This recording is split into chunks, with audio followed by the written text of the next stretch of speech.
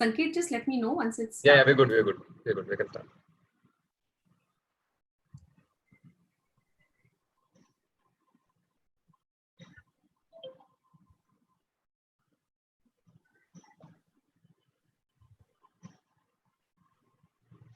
okay.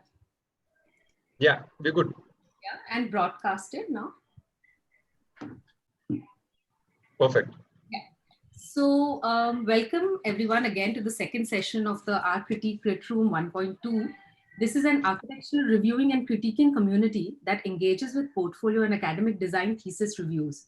The idea was to bring together students or professionals from different architectural communities irrespective of location and guiding them into finding the appropriate professional and academic direction.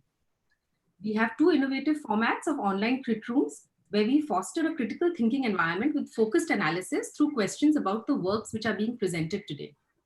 The open online review format will have 3 to 6 shortlisted participants. It will be in a webinar format and it will be broadcast today like it is being on the YouTube channel. These would be held bi-weekly and would discuss undergraduate thesis, master's thesis, portfolios for master's students, and portfolios for internship. There will be 3 reviewers in this, 1 internal and 2 external for these interactions. Due to the several entries which we received in the last couple of weeks, which we could not include in the open room, we have introduced another format for critiquing, which is the closed room online review format. This will also have 3 to 6 shortlisted participants. It will be again in the same format, but with 2 internal jurors. And the closed room online review sessions will be 2-hour slots and it will be held on the alternate Saturday of the open room review sessions. We will try to share snippets of those on the YouTube channel later.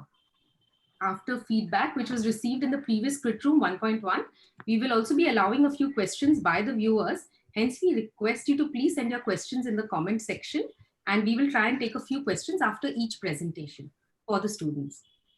So introducing our 2 reviewers today, thank you so much, Cathrine and Prashant, for joining us. Cathrine Desai, she studied in Australia, graduated with her master's from the Royal Melbourne Institute of Technology, and her practice engages issues across architectural design, research, teaching, and public engagement. She has practiced in Australia and the UK and worked for B.V. Doshi and Sen Kapadia in India. Currently visiting faculty at CEPT University, where she teaches master's and undergraduate programs in architectural design and history and theory. She has recently co-authored The Architecture of Hasmukh Patel and is completing a reading guide to the 20th century Indian buildings. She is a founding member of the Ahmedabad Commons, an initiative which opens up buildings for public visits and debates issues of conservation and access to the city. Prashant Pol established the firm Genesis Architects in 1994. The firm works on projects ranging from single residences, apartments, offices, hotels, and institutional buildings. He has been extensively involved in academics as visiting faculty at MCE Hassan, BIT Bangalore, SIT Tumkur, and UST Mysore. He has been evaluating architecture design as a juror at various architecture schools. He's a founder member of MASA, which is Design Matters, an active design forum with Bangalore's architectural community. He is also a founder member of Design Foster, which is a trust that has set up an architecture school, the Vadiyar Center for Arts at Mysore, India, from the academic year 2015. Prashant is also the recipient of A+D Spectrum Award, the Architectural Award in the year 2004 for Recreational Architecture and 2005 for Institutional Architecture. Thank you so much for joining us today. And the students today are, Shantanu, you want to say something? Yeah, I think let's get on with the projects. We know the format. I think the students, we don't want to lose any time and we can get on with the first project and start. Manisha?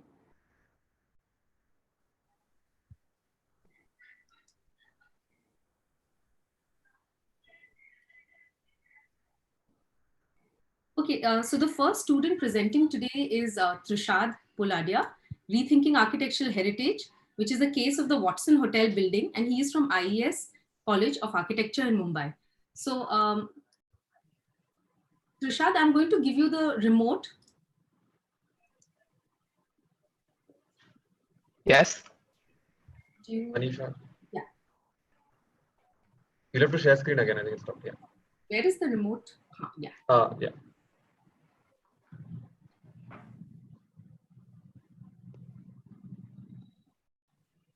Yeah, Trushad, you have the remote? Yes, I do. Great. So you can go, please limit it to 10 minutes so that we can get adequate questions from the reviewers. Sure.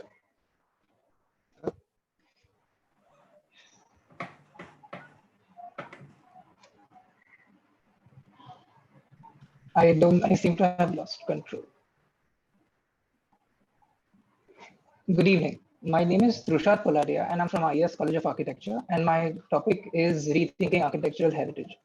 So since I'm dealing with an existing building, I've followed a color scheme throughout the presentation wherein everything that is in red and its variations depict the older parts of the building and the parts of the building that have been retained, while everything in black and gray depict the newer parts of the building. So I'd like to start the discussion with a quote by Frank Gehry, which is, architecture should speak of its time and place, but yet yearn for timelessness.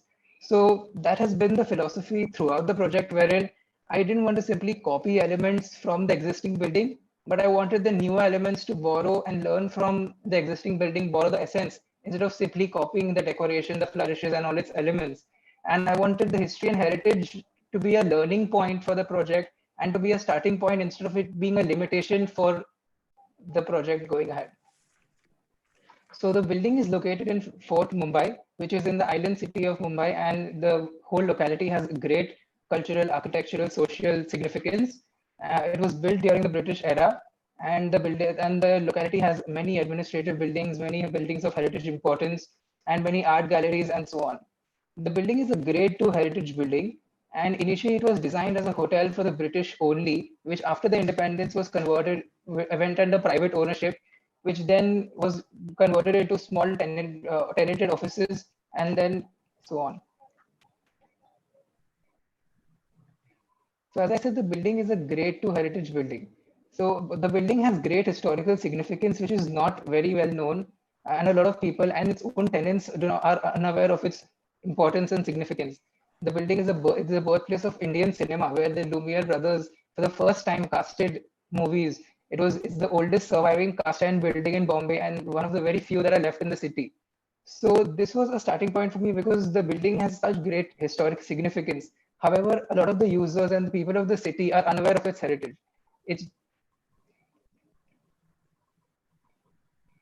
So to take you through the context, this is where the site is, and the building sits right amidst the Heritage Fort Precinct, where it's adjacent to the City Civil Court here. It's also right next to the Army Navy building. There's also right across this building, there's this Kalagoda Street where the Kalagoda Festival happens for the week towards the end of the year. There's Prince of Wales Museum, there's Jangir Art Museum right across. So the building and this location has great significance, cultural and heritage significance.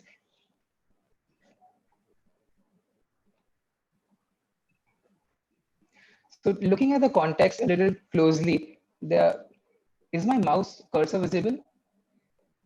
Yeah.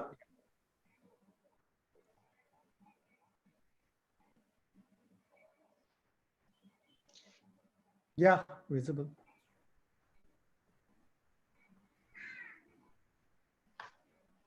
So looking at the context in a closer context, there are these two main roads which form the main heritage precinct, wherein all of this is the heritage precinct. So these two main roads is where people associate the whole building with, and it's the places which are visible the most. And also there are these pedestrian accesses which which are very important. So I wanted to retain the building along the edges of these two buildings. And if you see, this side of the building was dead and not visible to anybody. And also the western facade showed the most signs of dilapidation. So through these smaller aspects, I started designing my zoning where I knew that I had to preserve the block of the building around here, and I could take the liberty of rebuilding these blocks. Also, there's the Army Navy restaurant, which is a old Irani cafe, which is very important. The building, as Irani cafes are a part of the Bombay culture, and it was a lot of people associated the building itself with the cafe. So its location in the new proposal was also very important. So this is the Kalagoda Street and the MCGM car park, which then turns into the whole Kalagoda Street Festival.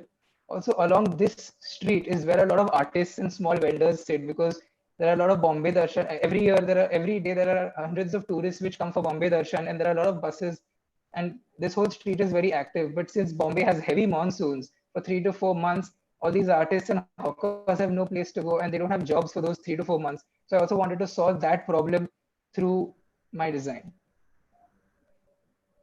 So these are a few pictures which will show that there are these tourists who come here every day and they sit along the footpath. There are these artists and small hawkers who occupy the streets. Also the view of the building from the MCGM car park, the taxi spot that is right across the building.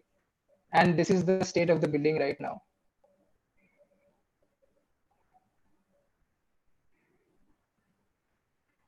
So the reason, the idea of this proposal came to me because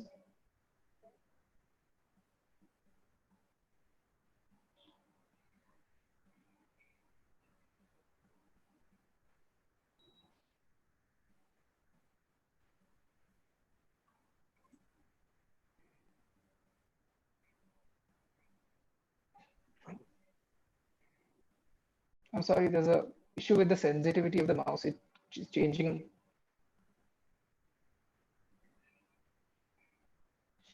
You could use your keyboard also.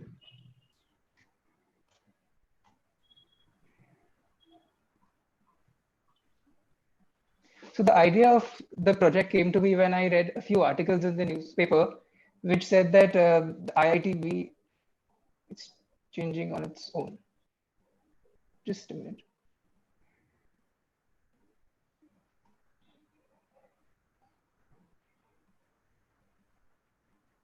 So the idea of the project came to me when I read a few newspaper articles which said that IITB has declared the building to be dilapidated beyond repair. And there are a series of accidents which caused the case to be in the High Court, and it's still pending decision. But parts of the building fell down, and there was a lot of damage. So it caused the whole concern of either the building being restored or completely demolished. And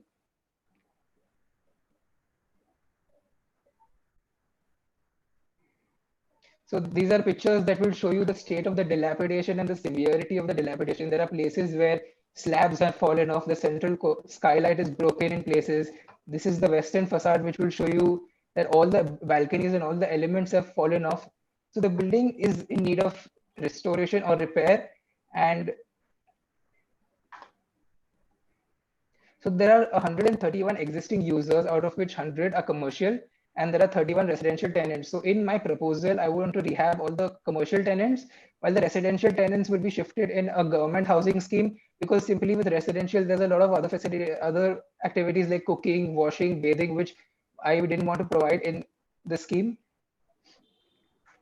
So there are three different proposals that are in place. One is the government proposal, which says that since it's dilapidated beyond repair, we demolish the whole building and make a big large office tower in its place. The historians and restoration architects propose complete restoration and then give it back to the existing tenants and users, which in my opinion is not the best option, because it being such an important building with such great historical significance should be used by the public in some form or the other, and some public inclusion should be there.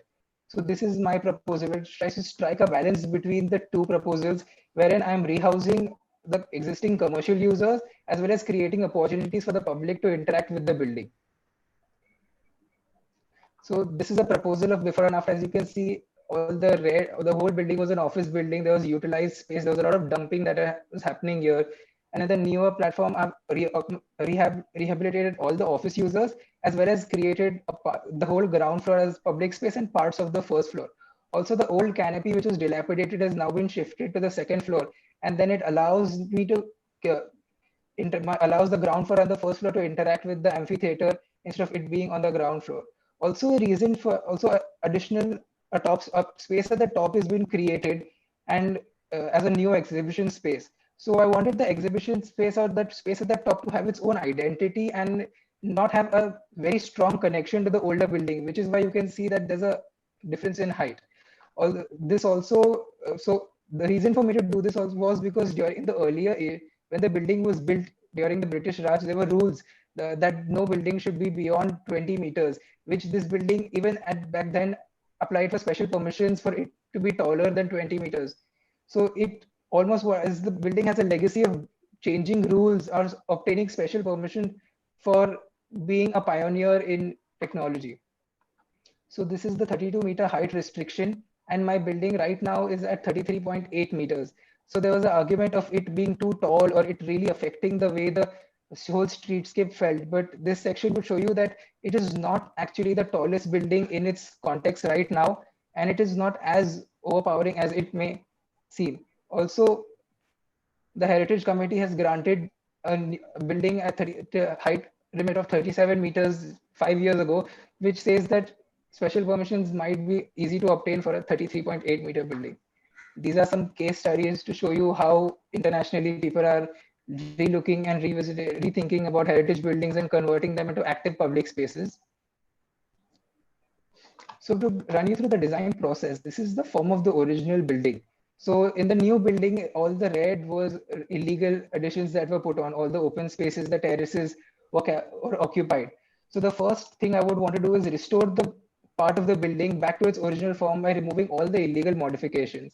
And then would be to, and removing the block at the back would allow me to have logistics and infrastructure to be able to dig basements and erect super columns.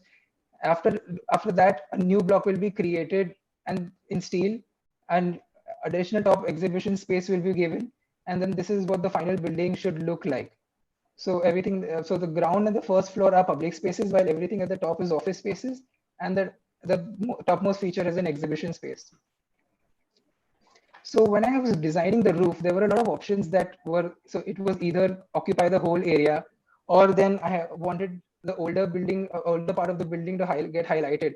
So I pushed it in from both edges, but then it was started to look like it is a part of the building. I wanted to highlight the disconnect between the two. So it is cantilevered at the top. And after a lot of exploration, I derived this final form, which is just a exploration of a simple cube wherein this edge is lifted in and out in a plane to arrive to this final parametric form.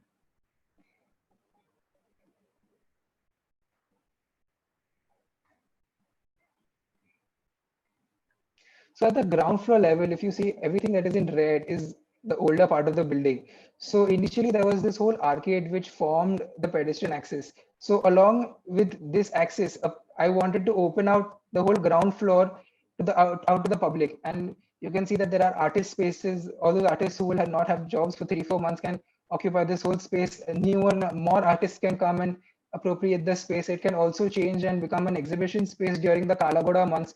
So that largely the whole ground floor is designed to change according to the needs of the building and the way the locality and the context functions throughout the year. Also, the Army Navy restaurant is where it was because changing the location and putting it inside would make the edges less accessible. Also, there's a large so there's a large amphitheater that is created. So it acts as a spill out space for this public exhibition spaces. People can come here, sit, eat, drink, talk to their friends. During the Kalagoda months, it can be used for stand-up comedies, for music events. So largely the whole ground floor is very active and public in nature. While this dead side of the building is where all my services, my toilets and cores and these functions are there. So initially, this is the view of the arcade. So the arcade initially was just a transitional space, but by providing these steps, it's now become a space of its own, wherein this also can function as an exhibition space, as a space for people to sit. It can add as a spill out, as an addition to the Kalagoda, and largely become more active through. This view shows the central amphitheater where you can have music events during the festivals, or people can just come, sit, read a newspaper, get some tea, and it can become an interactive space. On the upper floors, on the mezzanine, are my rehab offices. On the first floor of the building is provided escalators from the ground floor to the first floor, because even the first floor is a public space. So during the Kalagoda months, because of the heavy footfall, the escalators will make my vertical transportation very easy. So the escalators open out into an informal plaza, which acts as a pre-function space for my lecture rooms and for my workshop spaces, which are an addition to, which are a part of my public space program. And again, the rest of spaces are my cores and my offices. And similarly, on the upper floor or the second floor is offices. So the building changes shape on the second floor, wherein this space becomes a void. So I've provided a terrace cafe out here. So this is the view of the terrace cafe. So largely there was no space for me to provide vegetation or natural vegetation in the whole site. So I used an opportunity where these two vertical walls have been made into vertical gardens, which can then grow small herbs. They also add as an aesthetic element and it create a very nice atmosphere for the terrace cafe at the top. Similarly, on the third floor and the fourth floor are my 100 office rehabs. So coming to the plan of the top exhibition space. So this exhibition space can be used as a rental exhibition space. The panels can be moved and it can become a multi-function event space. Small parties can happen. So this is cantilever on 4 super columns and is supported by the existing structure of the newer blocks. This is the view showing how the space is. So the space does not, so I designed the space to be a monolith. It does not have any obvious fenestrations or cutouts. Natural light is brought in by using perforated metal sheets.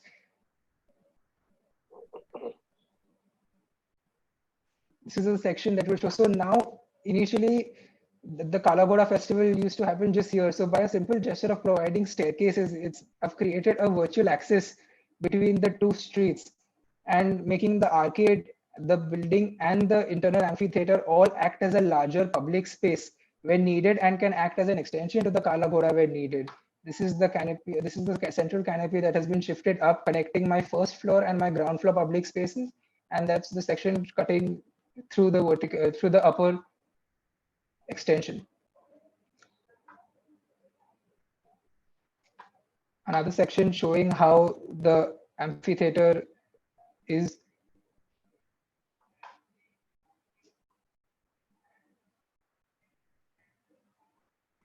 the elevation of the front elevation of the building. So this gap or separation was necessary because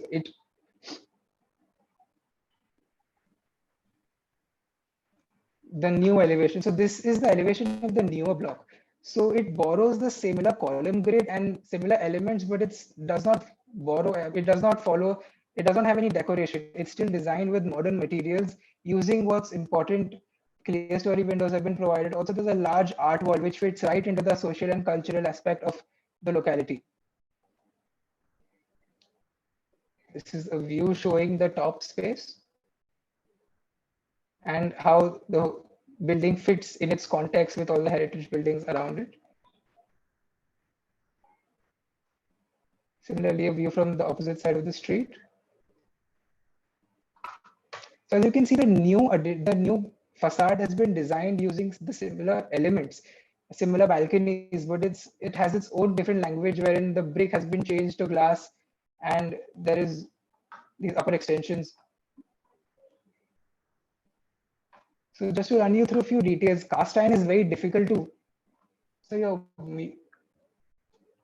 mute. We've exceeded the time. Can you just hurry this up, please? Sure, 2 minutes. 2 minutes. So cast iron is very difficult to weld. So particular joineries have been developed wherein the cast iron facade can be supported on the newer elements. This is how retrofitting the new spaces for me to make them air conditioned. So the sliding windows have been added so that because louvered doors are not very good with air conditioning. This is how the upper exploded view of the upper block and a few before and after shots. This is the ground floor and this is what it's designed to be. This is the central central unutilized space, and this is what it is proposed as. Thank you.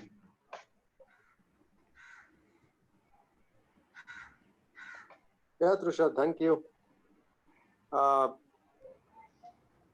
Two things. I mean, since we have a limited window of interaction in a way. So but I have two questions. I'll just finish off with them, then I'll pass the mic to the rest of them. Can you just put that view across the street of the proposal? Sure. Where you have a building on the left and your building.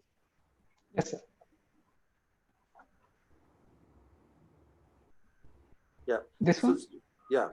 So my first question is, when you do this heritage conservation kind of stuff where you would want to preserve a building. First of all, I must commend you for the effort. I mean, there's a lot of work that has gone in. It is good in parts. It is good in section where the lower floor kind of opens up and allows the street to walk in and stuff like that. But then I'm going 2 steps before that. What if this building was like the building on the left? Mm-hmm. Would you have still done the same thing that you've done now? I haven't really thought about it, but No. Why I'm asking you that is because it is a strategic decision of when you want to keep something or whether you want to demolish it. And if you want to keep it, how do you keep it? And if you want to demolish it, what are the reasons for demolition? Now, if I ask you a question like that, saying that, do you want to keep the building on the left? You're not very sure now. So right? The reason being, this being a cast iron building has something which kind of already aligns with your modernist thinking. Right? Yes. And to that extent, it allows you to add something which you think will fit in with the old scheme of things. But if the same thing was the left building which you were supposed to be doing, what would you have done? Would you then still use words like, we are using similar language, but we'll modify something? So, for example, if I were to just thinking of very spontaneously, if I were to do something to the... I'll finish off my 2 questions. My first question was that, right? My second question is, you quoted Gary in the beginning saying that architecture finally is a product of its time and space, correct? Mm-hmm. So what is your case for actually preserving this building? Because nowhere in the scheme does one see what are the measures by which that building will be preserved. You see the proposal, you see of what has been added. But if this, and what has been added is obviously going to last another 100 years. But will the front building last for another 100 years? So because what you're building now is in response to that building. All the decisions which have been taken are based on as a response to the existing building. But what guarantee that that existing building will last as much as your new building will? So can I answer it right now or later? After yeah, I'm done. I'm passing the mic on to you. You can respond and then somebody else can ask. Go ahead. Yeah, so I'll answer the second question first. So right now the decision is pending in the High Court. So the High Court had ordered very recently, 6 months ago, another audit by structural engineers. So in that, it was proven that the building can be restored. The older... Which is what I'm asking. Your proposal for restoration doesn't feature anywhere here. Okay. I might not have shown the exact strategies of how to restore the older part, but it is also based on the second audit, which said that the building can be restored. No, I agree. Since the project deals so much on conservation and heritage and stuff like that, one would expect at least 1 or 2 sheets on trying to understand how would one want to increase the longevity of that building. Sure. Because then the rest of the entire proposal is based on that. Absolutely. Right. Go ahead. Hi, Trushad. I enjoyed your presentation very much. Thank you. A response to the problem, this kind of in-between solution that takes account of economics, the difficulties of restoring structures that are in this kind of condition. What was missing for me was enough analysis on what defines the value of this structure. Because when we start to keep parts of buildings and we assess the success of the solution, we want to know what metric you've set for yourself.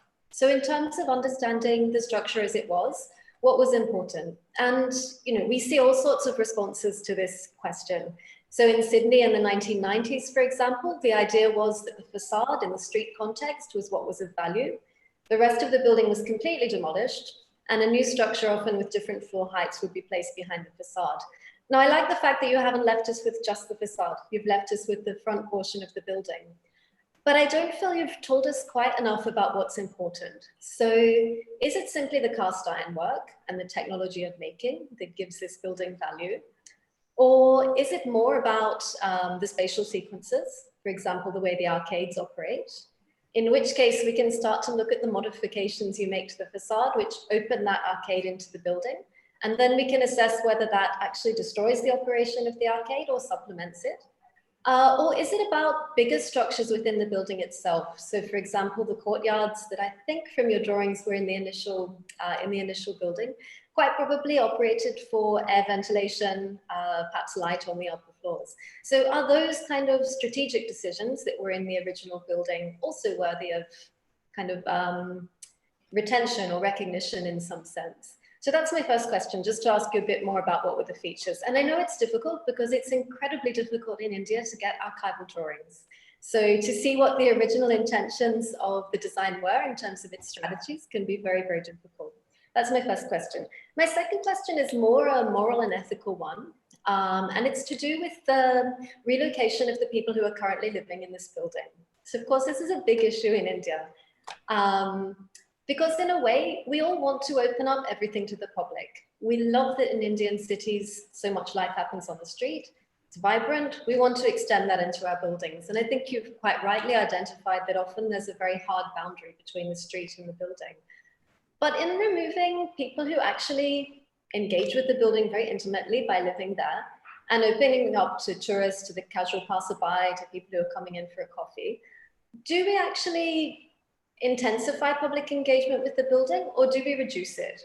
More people come, but they have a less intense relationship versus people having a longer kind of relationship with the building that's more intense. So yes, I think those would be two main questions. The final one is on this, actually, I'll quickly ask one more and then I'll hand on for you to answer and on to Shantanu.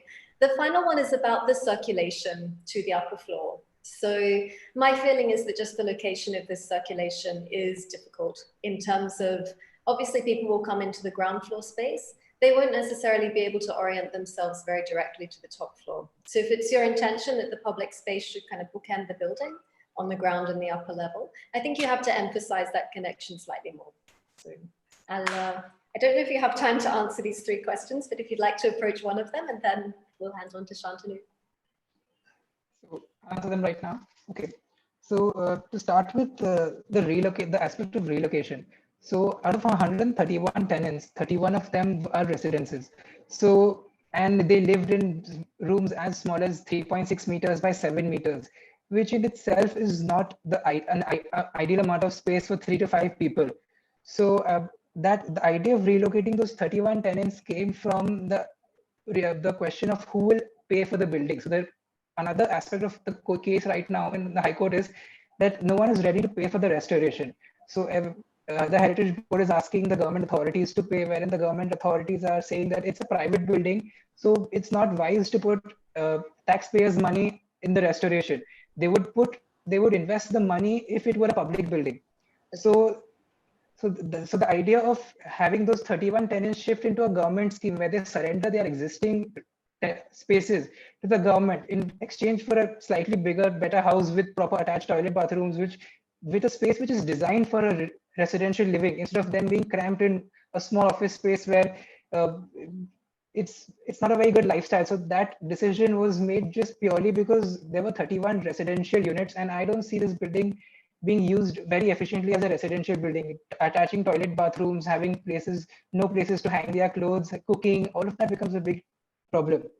To speak about that you could solve as part of the design, if that was your way of looking at the problem. that's that you've looked at the logic of also funding this, and that perhaps having private housing owners in there negates the possibility to get funding. So it's quite a mature response, but it's still a bigger question. And if this was actually your project, how would you go about engaging with those people? Would you simply say this space is not good for you, I'll give you something better? Or would you be more willing to seek their opinions as part of the solution, finding a solution to restoring the building? I would be open to speaking with them. I mean, if instead of a residential building, if they transfer, they want, so if instead of residential, they want commercial properties of proper shops, I'm sure there can be ways to add more shops, probably on the second floor, or even parts of the first floor then can be given back to them, and just the ground floor, the basement, and the top extension can then become the public spaces instead of even the first floor being. So I'm sure that discussion can be had to weigh in what a person wants. If a person wants a residential property, then I see it not fitting in the context. So that's a decision that is very specific. Yeah. Okay. Good. And what were my factors to preserve the building? So largely, I've preserved the building along the main roads. That is, and play from places where most of the people view the building from. Whatever is newer is pushed back. It's either on the side of the dead wall where it's not visible to people, or it's on the side of the small that a police next to it. So it's not a lot from the exterior facade because it is the places from where the building is visible is has been retained. They'll just see the top extension as a newer addition. Once you move inside, you will notice that newer blocks have been added towards the back and towards the dead wall, towards the small alley that is there between the other buildings. So also what I wanted to preserve was the whole building because of a lot of factors like the central courtyard, the spaces inside, the rafters, the cast iron details. So all of, I would not say one of them, but I would say for all of those, because I wanted people to enjoy the building since it's the oldest cast iron and probably the only surviving building in the city. I wanted people to really enjoy the building. And what led, in my opinion, what led to its dilapidation was that it's not a public building. Usually with places of such heritage and such significance should be made very public and you should allow people to use it. Which is why even in the central courtyard, wherever the new blocks have been erected, there's a second skin, which is a reassembled facade. So I didn't want to change the silhouette of the building. Even if I were to go back to my sections, I was very tempted. I was in my discussions with my mentors, I was tempted to add some bridges in the middle of the courtyard, but I chose to not change the larger feel and experience of the building. And whatever was new had to be just added to support the building and to make it functional. I didn't want to the new additions to really shout out a lot and change the way the building felt and the experience of the whole building. Good. So that's that. How much time did you have to do this, Trushad? So 6 to 7 months. So. Good job. Thank you. Okay, I have it's more of a comment if you want to answer it, or you could look at it as an opportunity if you want to take this project ahead, because we don't have time for so many answers and questions. So I'll just try and it's two ways of looking. One is the first one I would say is maybe let's look at the programming idea itself. If you look at this as an office building now, and it purely has lawyers. I've been to this building, to a lawyer's office, in fact. And one thing you notice in lawyer's office, and if you look at how Frank Duffy looks at offices, it's mainly cells. You know, they're cells, they have meetings. And the second thing is that, at least in Indian law firms, I've not been to any other law firms, but they have a lot of storage, and that's a lot of storage of files. And especially this building, and in your own research you've done, is that this building has been loaded with files and extra paper that is loaded this building. So this forms this opportunity. If you looked at this building as a community of cohabitation, that means every lawyer has meeting spaces that are bookable. And that becomes a community where you use space that you need for functioning. At the same time, you can book spaces and form a larger community. So if you look at your plans, you've got these cells of offices, which are very small. But if you organize them in certain way that they're a community or a conglomeration of offices, then you can start breaking that hermetic nature of these cells. So the organization, how the atrium and the cell spaces come together can be questioned. And not that, you know, I get my gala and you get your gala. So we don't operate like that. We're all lawyers, and sometimes lawyers refer cases of specialization to other lawyers. And that's how it works. If there's a lawyer who does criminal law, and you may know him, but he'll say, I don't do corporate law. And this kind of an organization, and Frank Duffy is the best. If you look at some of his work, his books, The New Office and many others that he's written, this is what he talks about, the new office itself. That's the name of the book. And you would really reimagine the way you stacked up this flow-wise, you would re-question the stack itself. So that's my first question on programming of the nature of offices itself. But then my second one is more architectural, looking at this view, and maybe section BB we'll go to later, is that you took this opportunity to bring this parasol above, which is a very, very nice move, I think. looking at it from here, it looks very nice, interesting floating object. But the program in there and the opportunity above this kind of parasol, that you have this folded parasol, and the opportunity below this folded parasol. Now, this is a very, very interesting space that you create below, and the space above. If you know about this project, it's called the Metropole in Seville. It's a very interesting parasol that actually, when you know about the project, you only think it's a parasol and there is a plaza below. But actually, if you went there, you actually walk on top of the parasol, and the parasol is like a cloud, and you inhabit or you start making relationships with the city of Seville. So I think that opportunity of you connecting with the fort area of Mumbai, when you have this nice surfaces where you can tilt towards the High Court, you can tilt or you can raise towards the clock tower. I think these opportunities of seeing the city and connecting with the city on top of mist and the bottom 5th floor plan, there were these opportunities where you just have one glass box on the 5th floor. You could have removed it, and it could have become another public space to engage with the city. Because if you have rains, you could be below. If it's a nice day, you could be above. And the exhibition program itself, I mean, it's an introverted program. You look at it, you just have a skin outside. So you really don't have a relationship with the city. Now I come to the bottom, how this building, that's the relationship with the sky. And now I come to the bottom of the building.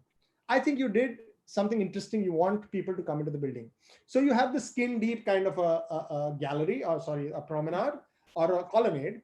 But what if the building inside becomes echoes of that colonnade? So if you went to your ground floor or your lower floor plans, you could actually explore the whole idea of burrowing. And if your exhibition space went below, or the whole idea of maybe reducing the number of offices by saying all their storage went into the basement. You have a system that takes all the files below and you make the offices lighter. So these opportunities of using the ground could become important. So I think there's many opportunities at the ground, at the top, that I thought if you would have conceptually thought of this project as a community of lawyers and conceptually a large arcade, you could have, I think you'll start sketching on your own now. I don't need to, it's not a question. It's an opportunity, I think. Yeah.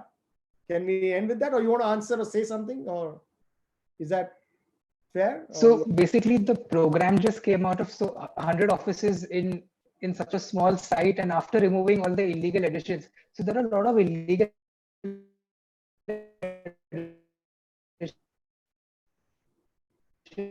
also which were there, and they encumber for large numbers. So I agree that I went with a very typical block cell type of a block, because I had to fit the number. Even 99 or 98 wouldn't suffice, because the 100, the minimum number had to be met. So that was a very typical layout that I went for. So I agree that I didn't think of it in that perspective. And towards the top, I agree that but at the bottom in the basement, I really didn't want to push the boundaries of underpinning the whole structure and creating a basement under the old block. If you can see, the basement is in places where it's the new block, because it's logistically it's a lot easier. And since the building is in dilapidated condition, having to lift the building and having the whole space as a basement would be a little difficult. So very logistically also, the size of the basement has been reduced. And so I think, yeah, it's a question that I can think of. Sure. Yeah, I think we'll have to stop now, because we actually exceeded the time that we had allotted. So we'll go ahead with the next one. You might have to just give back the remote, and thank you so much for presenting this. Thank you so much. All the best. Thank you. On to the Thank you. How do we?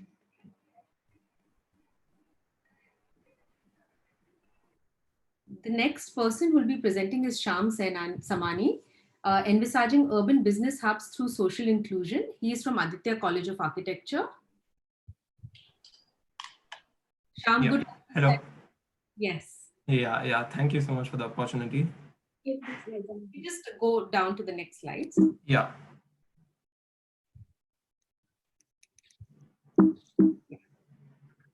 Yeah. Just try to keep it to 10 minutes. Yeah, sure. Thanks. I'll just check if, is the controller with me? Yes, the control is with you. Yeah. Yeah, hello. My name is Shyam. I'm from Advaith College of Architecture. And I'll be speaking about my thesis, Envisaging Urban Business Hubs Through Social Inclusion, a Theory of Pragmatic Utopianism. It starts with the idea of questioning the current urban fabric. As with time, it's getting dense.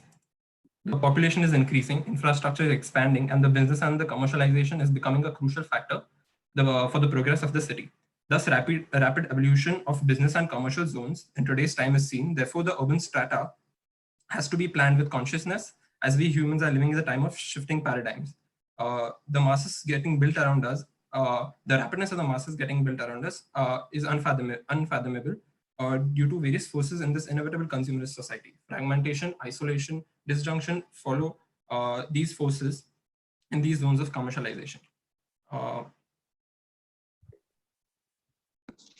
I can't move next. Yeah.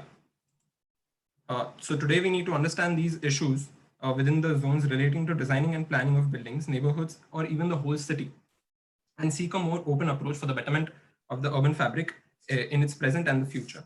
Thus, this research looks at the theory of pragmatic utopianism. This research looks at an approach of pragmatic utopianism where the field of work looks for a possibility which can be applied to the middle ground of the relentless guidelines set by the society and the avant-garde ideas to fill the void of fragmentation and isolation in these business and commercial zones. So quoting Bea Kingles, there are historically two fronts in architecture. On the one side, there is avant-garde, which is wild and progressive ideas, detached from the reality that they fail to become something other than eccentric curiosities. And on the other hand, there are these well-organized corporate consultants that build predictable, boring boxes of high standard. And architecture here seems to be entrenched between these two equally unfertile fronts, either naively utopian or petrifyingly pragmatic. And then thus we can work between the fertile overlap of these. So from there on, I went to study utopia and pragmatism in its theoretical terms and its relationship with architecture. So as on the right, you can see that these are the diagrams that I drew after studying these theories. So I studied various theorists like Nathaniel Coleman and his theory of utopia with architecture, Aldo van Eyck's Waterloo circles and reciprocity of a city and a house, Thomas More's actual definition of utopia, Leon Alberti and Colin Rowe's exemplary architecture.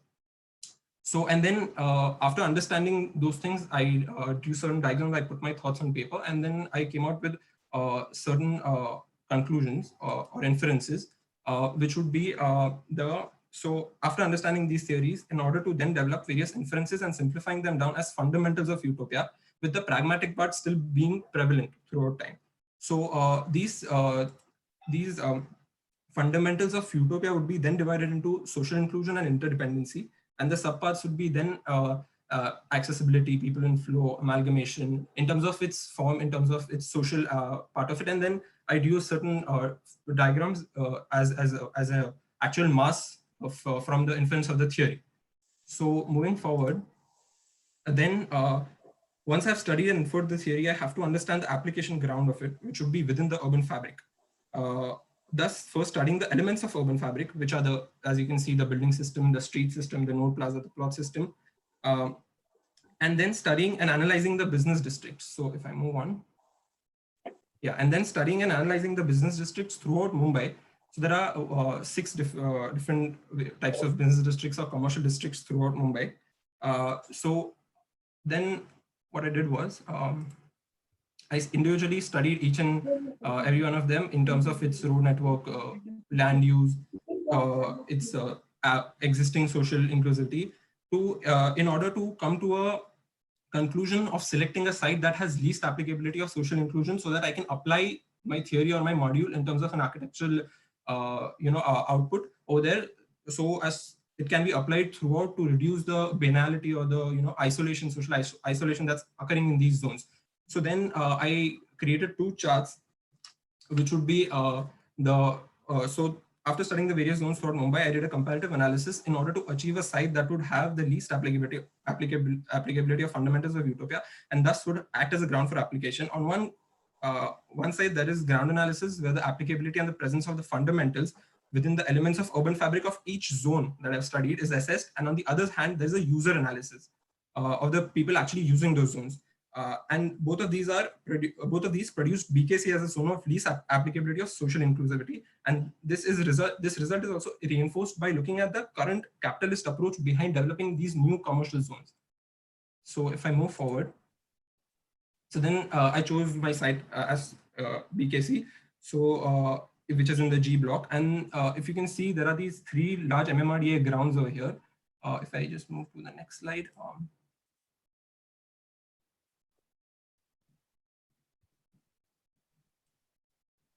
Yeah, so over here, this is the proposed plan for an international financial center that is going to, that has been planned in these 3 large plots, open grounds, and the space behind it.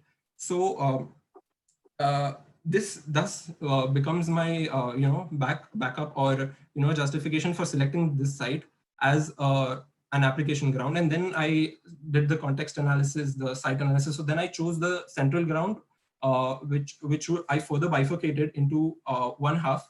As if you can see in their proposal, they have divided different plots with the central green patch in between, and the other yellow zones would be the commercial zones. So then I took one part of it because the whole plot was combined 12 acres. So then I wouldn't have been able to design so much. Then I went with 6 acres, as also the FSI was 4 and height restriction was 65 meters as there's an airport above. So so then I stuck with the half part of it, which is 6 acres, and I also included the RG that I would be developing with that. So then once I had my site, and I had my theory of utopia and its fundamentals, I took out those diagrams. I took those things and I implemented it in terms of conceptual plans, conceptual sections, as you can see, and derived various iterations, functional distribution section wise also, and also different analysis. And then again, mass evolution by finally combining it, and also different tower iterations on how best I can apply these modules. And then also the RG integration, as you can see, as I had an RG, how the RG, which is a social part of the urban fabric, can be benefited from my intervention of the site and not vice versa. So, and then the functional distribution. And then if you see, you have the exploded ISO, wherein you have different functions. So you have 3 to 4 podium levels, and then above you have office spaces, as the function in and around BKC is majorly offices. You need that social aspect in terms of different social functions. So then, and you have also the RG, which also generates a lot of public inflow. So starting from the ground, you have retail zones. As you go above, you have gaming zones, you have restaurants, you have various, you have podium top, wherein you have outdoor sports. And then as in you move up, you have office areas, which are also combined with various social functions as restaurants, outdoor seating, again, outdoor sports on the top. So it's throughout, it's amalgamated with different social inclusions in it. And then again, a sectional idea of it. This is a basic structural idea of it. Obviously, I'll have to add more green or more people in order to make it look more utopian. But this is the structural idea of it.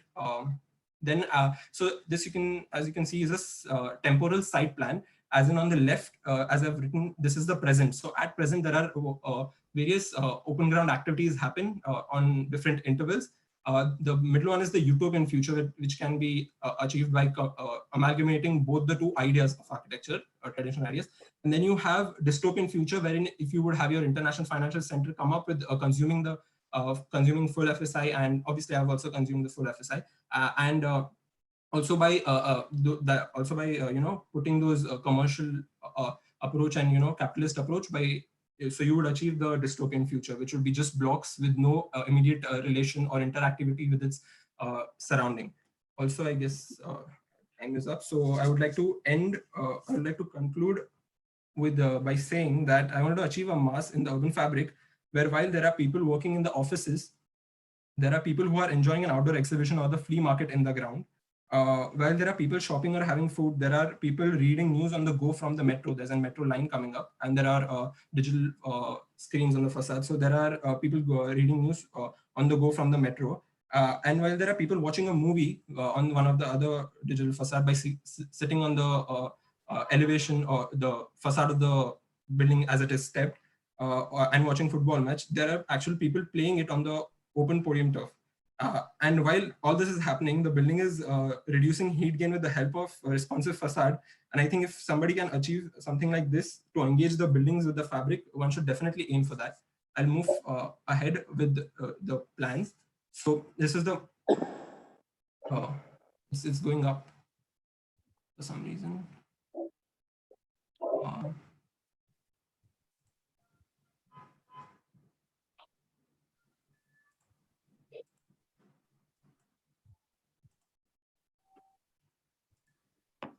Yeah, so this is the ground floor plan, which has, so the main idea again was in today's kind of commercial developments, there is a restricted accessibility, as obviously there is no large amount of social function there. But in this case, since the whole ground floor level, or probably certain more levels above also were social and user inclusive, the whole the accessibility from the site is from like all the directions. The major driveways would be from here, wherein you would access your there's a separate entry for the office floors above, separate core for the office floors that are above, and you would have your retail zone and your so there's also an art gallery up over here, a supermarket which I did not detail out, and then you have your another vehicular entry from here, and also one more from here. And there's also a basement that you go from here below. And then this is a stepped plaza wherein different kinds of functions like outdoor events, flea markets, or outdoor markets, things like that can, outdoor sports can happen. So again, if I quickly move to the podium level 1 plan, wherein again, there are retail zones, restaurants that come up. After you move ahead, this is the, I guess, largely the food court and the restaurants. Then then there's one more plan wherein you have, which is after this, wherein you have your gaming zone.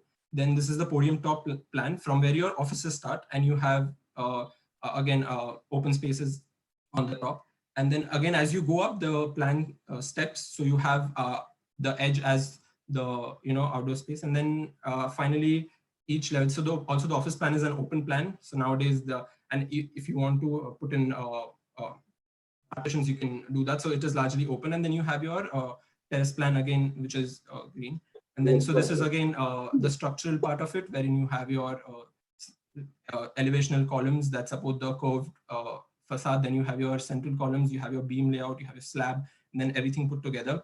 Also, as Shantanu mentioned, the pavilion in Seville, I tried to take inspiration from that and put it on here's a section of it. I'll put it on the open space that I have, wherein different exhibitions could occur, which is here. This is the digital facade, and the metros would be going on from here. This is the open space, which integrates, goes below, and then comes out from here again. So there are different layers also below. So there's the whole labyrinth happening. Then you have your, again, structural elements with your column grid, your responsive facade, which would, judge the amount of sunlight and open and close. The inspiration was taken from the building in Dubai. And then a sectional from it. Again, these are the services. I think I won't go much into detail of it when you have your different cores, your UGT and things like that. And it's an overall view. And then again, the view of that pavilion, again, the open spaces, the different functions, open air functions could happen, an overall model. And yeah, that's pretty much it. And include many views, but yeah.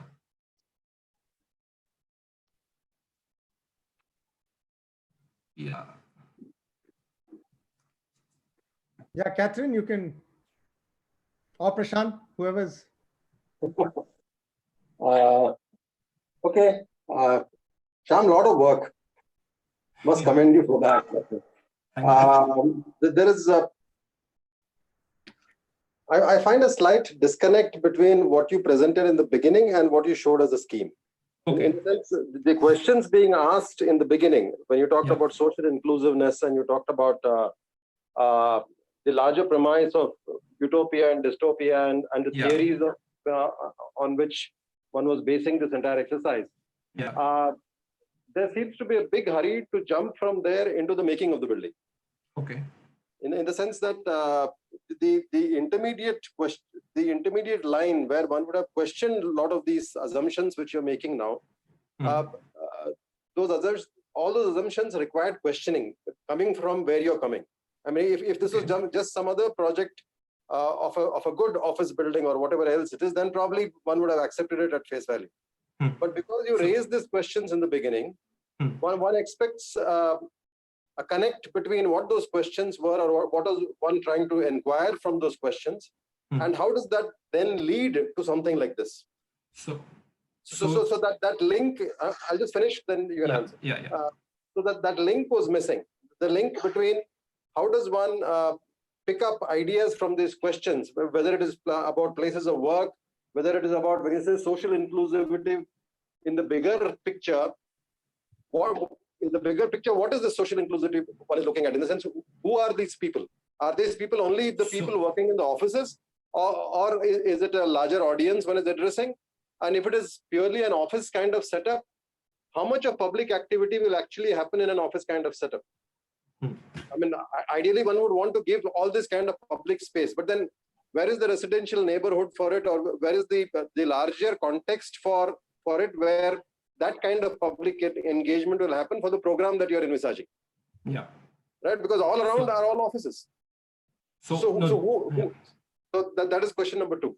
In the sense that when you say social inclusivity, does it include people only working in that environment, or does it include the city in the larger sense? Yeah. So right. Yeah. So I have these 2 questions. Yeah. So so I would like to answer both of them in a larger context, wherein the larger idea is to, so if you look at, as I started with, if you look at today's urban fabric, these are the commercial zones which a city would require in order to thrive or develop. So these zones would be coming up as the city urbanized. So the idea behind it was that, as I mentioned, that there is a capitalist approach. There are no qualities of, so for example, the gap that you're saying is, from what I have translated and what my theory was, lies in the fundamentals of utopia, wherein the qualities that are there, which also allude to the social inclusivity in terms of the massing of the structure and in terms of the functionality of it also. So that is the central line wherein, if there were, if I remove those parts, there would be, as in this plan, you can see there's the dystopian future wherein there would just be also the images that I showed in the start, wherein in today's day, these kind of buildings are only a glass box with no immediate relation or no public function. Also, the mindset of the people developing this and the laws have to be, tapped onto in terms of how they can then incorporate, because if this keeps on happening, then there'll be a dystopia and there'll just be glass boxes. So also another part would be that to tap onto these kind of ideas wherein you incorporate these functions and then drive people towards it. Now the second part of which people would actually use it. So there is a large idea of it. I'll go from start to the end. So the first would be obviously the people using this zone. The second would be, so the thing is that already there are social functions happening on this ground. If the International Financial Center comes up and the FSI is 4, so it is very evident that there'll just be a glass box coming up. So these functions would then, one would question, where would these functions then go? Because there are a lot of these are already happening. Also, the theory is about pragmatism and utopia both. So then the idea was to then combine both of them. And so also getting back to the from the user inflow and what people would use it. If I look at the larger idea, these modules have to be multiplied in today's zones so that the user inflow is attracted and other people come to these zones and make these zones activated. If we if we look at that idea wherein it's a commercial hub or it's a business district wherein there is just office function and no people would come, then in an urban fabric you'll find these hotspots of social isolation wherein there is no people in that are driven towards those zones. And as I said, for a city to thrive, there'll be a lot of zones happening like that, and then eventually that will make the urban fabric dystopian. So the idea is to drive in more people, as it is also already happening, and also creating spaces for people who are already using those that urban district. And if you look at BKC, there's only one social inclusive joint also, as I did it in my analysis, wherein you have one eatery when all those people go into that eatery. So there are also now different classes that I had studied, wherein if there is a manager, if a person who's on a high post can go to those posh restaurants that are on the last floors of those buildings. But to a general public, for these events, there is no social point, no attractor, which is why this zone is getting banded. So my whole idea was, it is a very larger aspect. Also, this I feel that utopia, consolidating or keeping a utopia in confinement with this particular site won't justify to it. But I couldn't do much more than this. So now the next idea would be duplicating these plots, multiplying these plots throughout the zones and eventually throughout the city, and then connecting them to urbanize to make it more socially inclusive. So that was the whole idea. Okay, Cathrine. I think my question is similar to yours, Prashant. So I'm trying to unpick the connection between your subject matter and your design. I think it's really important to ask these questions in the form of a design project, because this is the way we communicate to the general public that there are other options to the status quo. And in that way, we act against the zoning ordinances, which can be, there can be political pressure to change the way we structure our regulation of our city. Yes. Against bank lending profiles, because of course, if this proves popular, then people are prepared to put money into building such things. And also into the collective choices of the market. So if people understand that this exists and want this, then this is what will get built. So asking whether this is what we want to see as a culture is incredibly important. When it comes down to the actual design, I'm wondering whether there's a kind of correlation between banality of form and banality of use that's getting in the way of looking at the more structural problems that would change really the way people relate to buildings in the city.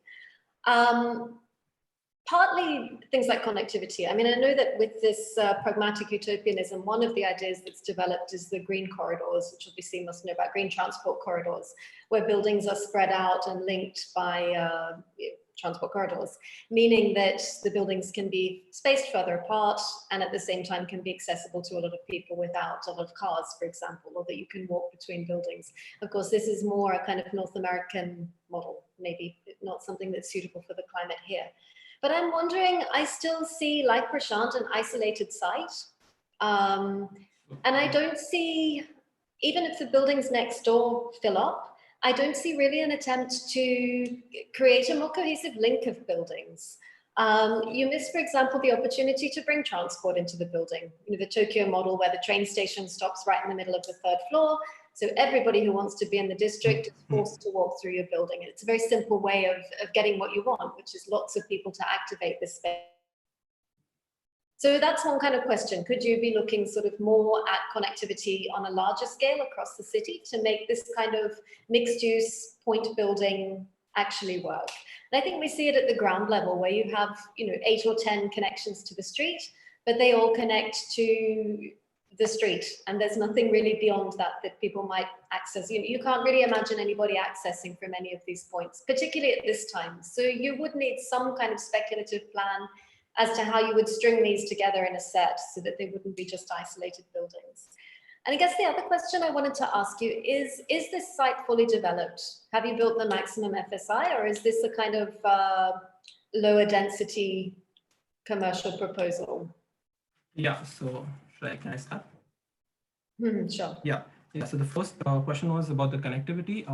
So in terms of, as I said, that I also agree to the fact that it can't be defined into a particular or a single plot. The theory that I'm looking forward to, it is more broad. As also I had mentioned that I was considering this whole plot, which you can see this whole plot that was of 12 acres. But then I as an undergrad thesis, I wouldn't have been able to detail it out so much. So then I went to the half part of it, and I applied the fundamentals of utopia, or which is connectivity and things like that. That your first question was. So I have tried to incorporate that in the sense I did not explain my plan and each level in that much detail, so you would have missed it. So the whole idea of if you look at I'll just explain and run through it in this plan. The site plan, there are various levels wherein a user can access multiple levels of the structure, which is the first one would be the ramp over here. It will also be visible in one of the views if it's not clear in this one. There's a ramp from here. There's a ramp going from here. So the users would directly go onto any of the podium levels they would want to. Then you go down, wherein you once you go down, there are different shops that are with the structure. Can I interrupt you for a moment? I'm sorry, because I understand we're short of time. Just to interject, I understand how once the user is on your site, they flow across the levels. And I think that some of these kind of narrower pathways and things that you have may do what you want, which is creating kind of random interaction. Yeah, so but how do they get to the corner of the site? That's what makes them want to access the site to start with, and where do they come from? Exactly. So again, as I mentioned, that there were already functions that are happening. I should have introduced, put in side photos of that thing. But there are already, as you can see, the present, as I've mentioned over here, the present is this, wherein there are open concerts happening. There are, dog festivals happening, wherein, people bring in their pets, pet fest or things like that. And then those happen, frequently. So if there were a financial center with this capitalist approach and with a FSI of 4 is happening, then I guess it would be very difficult for this to happen. And also looking at a larger idea, as I mentioned, if we then say that who will use this, it's not the question about who using it. I mean, according to me, because we need to drive people in. If we question who will come over here because it's a business district, then I guess my whole idea of it questioning, because it will become banal if these kind of zones come up, will go away. So my whole idea is to include these kind of zones to attract people, to bring in people, and also the backup to is that things are like those are already happening. And even if they weren't, we should also incorporate these kinds of these kinds of functions into zones like these, so people come in, so that the urban fabric doesn't become banal. And also about the connectivity, again, as I mentioned, last point. Getting a little repetitive. So what we'll do is we'll just take Shantanu's question. You don't have to answer all the questions in complete. Yeah, sure. Because otherwise, we give the other participants a chance. Sure.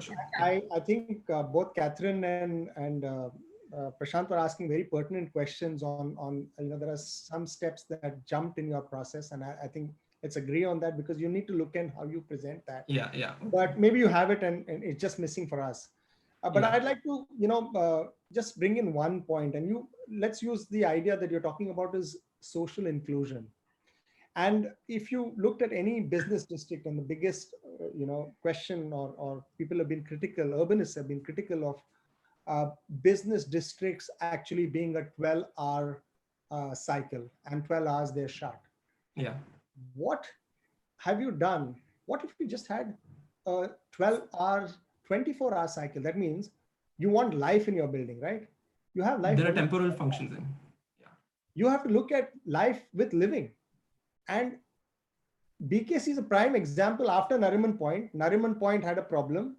BKC was built. BKC's master plan that Vastushilp did had a problem. It was revised.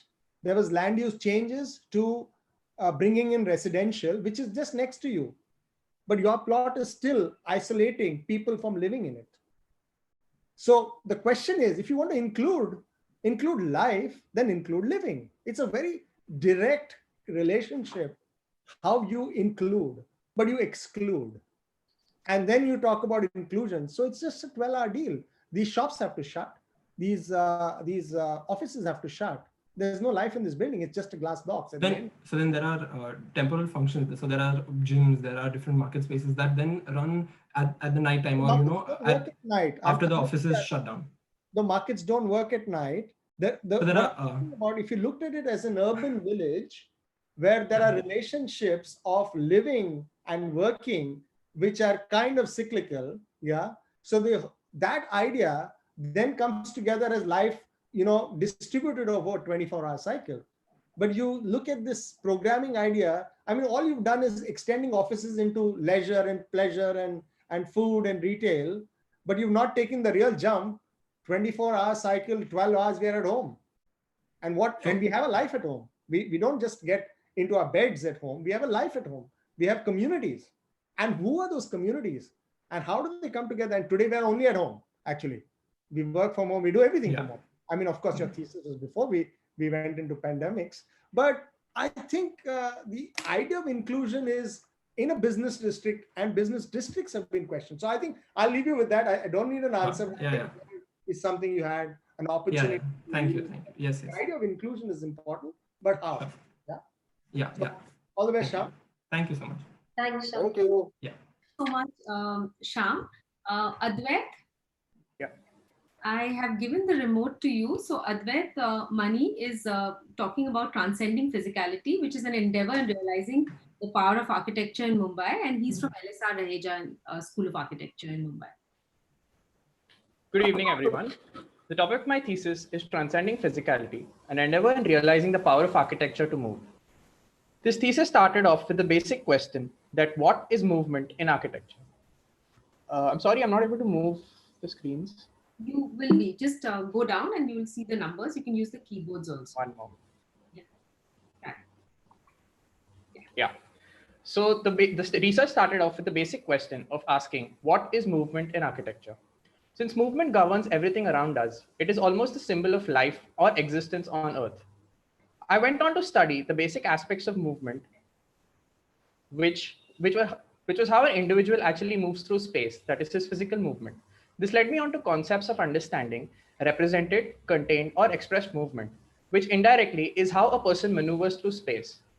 The concepts of kinesthetic empathy, embodied cognition, and muscle memory came into picture, which indirectly are neurological concepts, which actually make a difference as to how the space is perceived by an individual. A study of the writings by Peter Zumthor, Ioannis Palamas, and Charles Correa gave me an insight that the senses are the core aspects which govern the interaction between man and space. When we walk through space, we are indirectly emoting towards the space and vice versa, thus making emotion our involuntary sixth sense.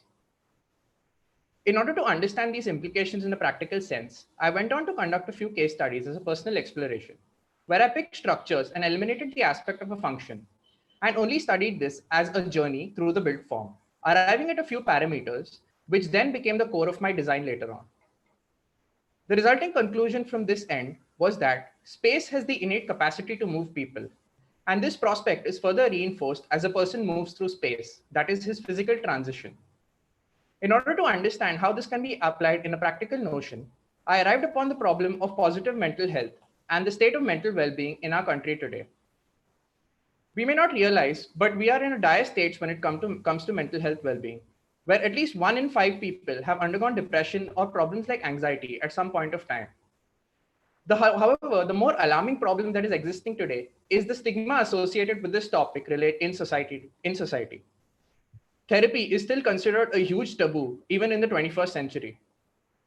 Thus, in order to address this problem, I look to use the power of architecture to move or to cure in order to create a place which can address this problem of mental health well-being and eliminate the stigma associated with it.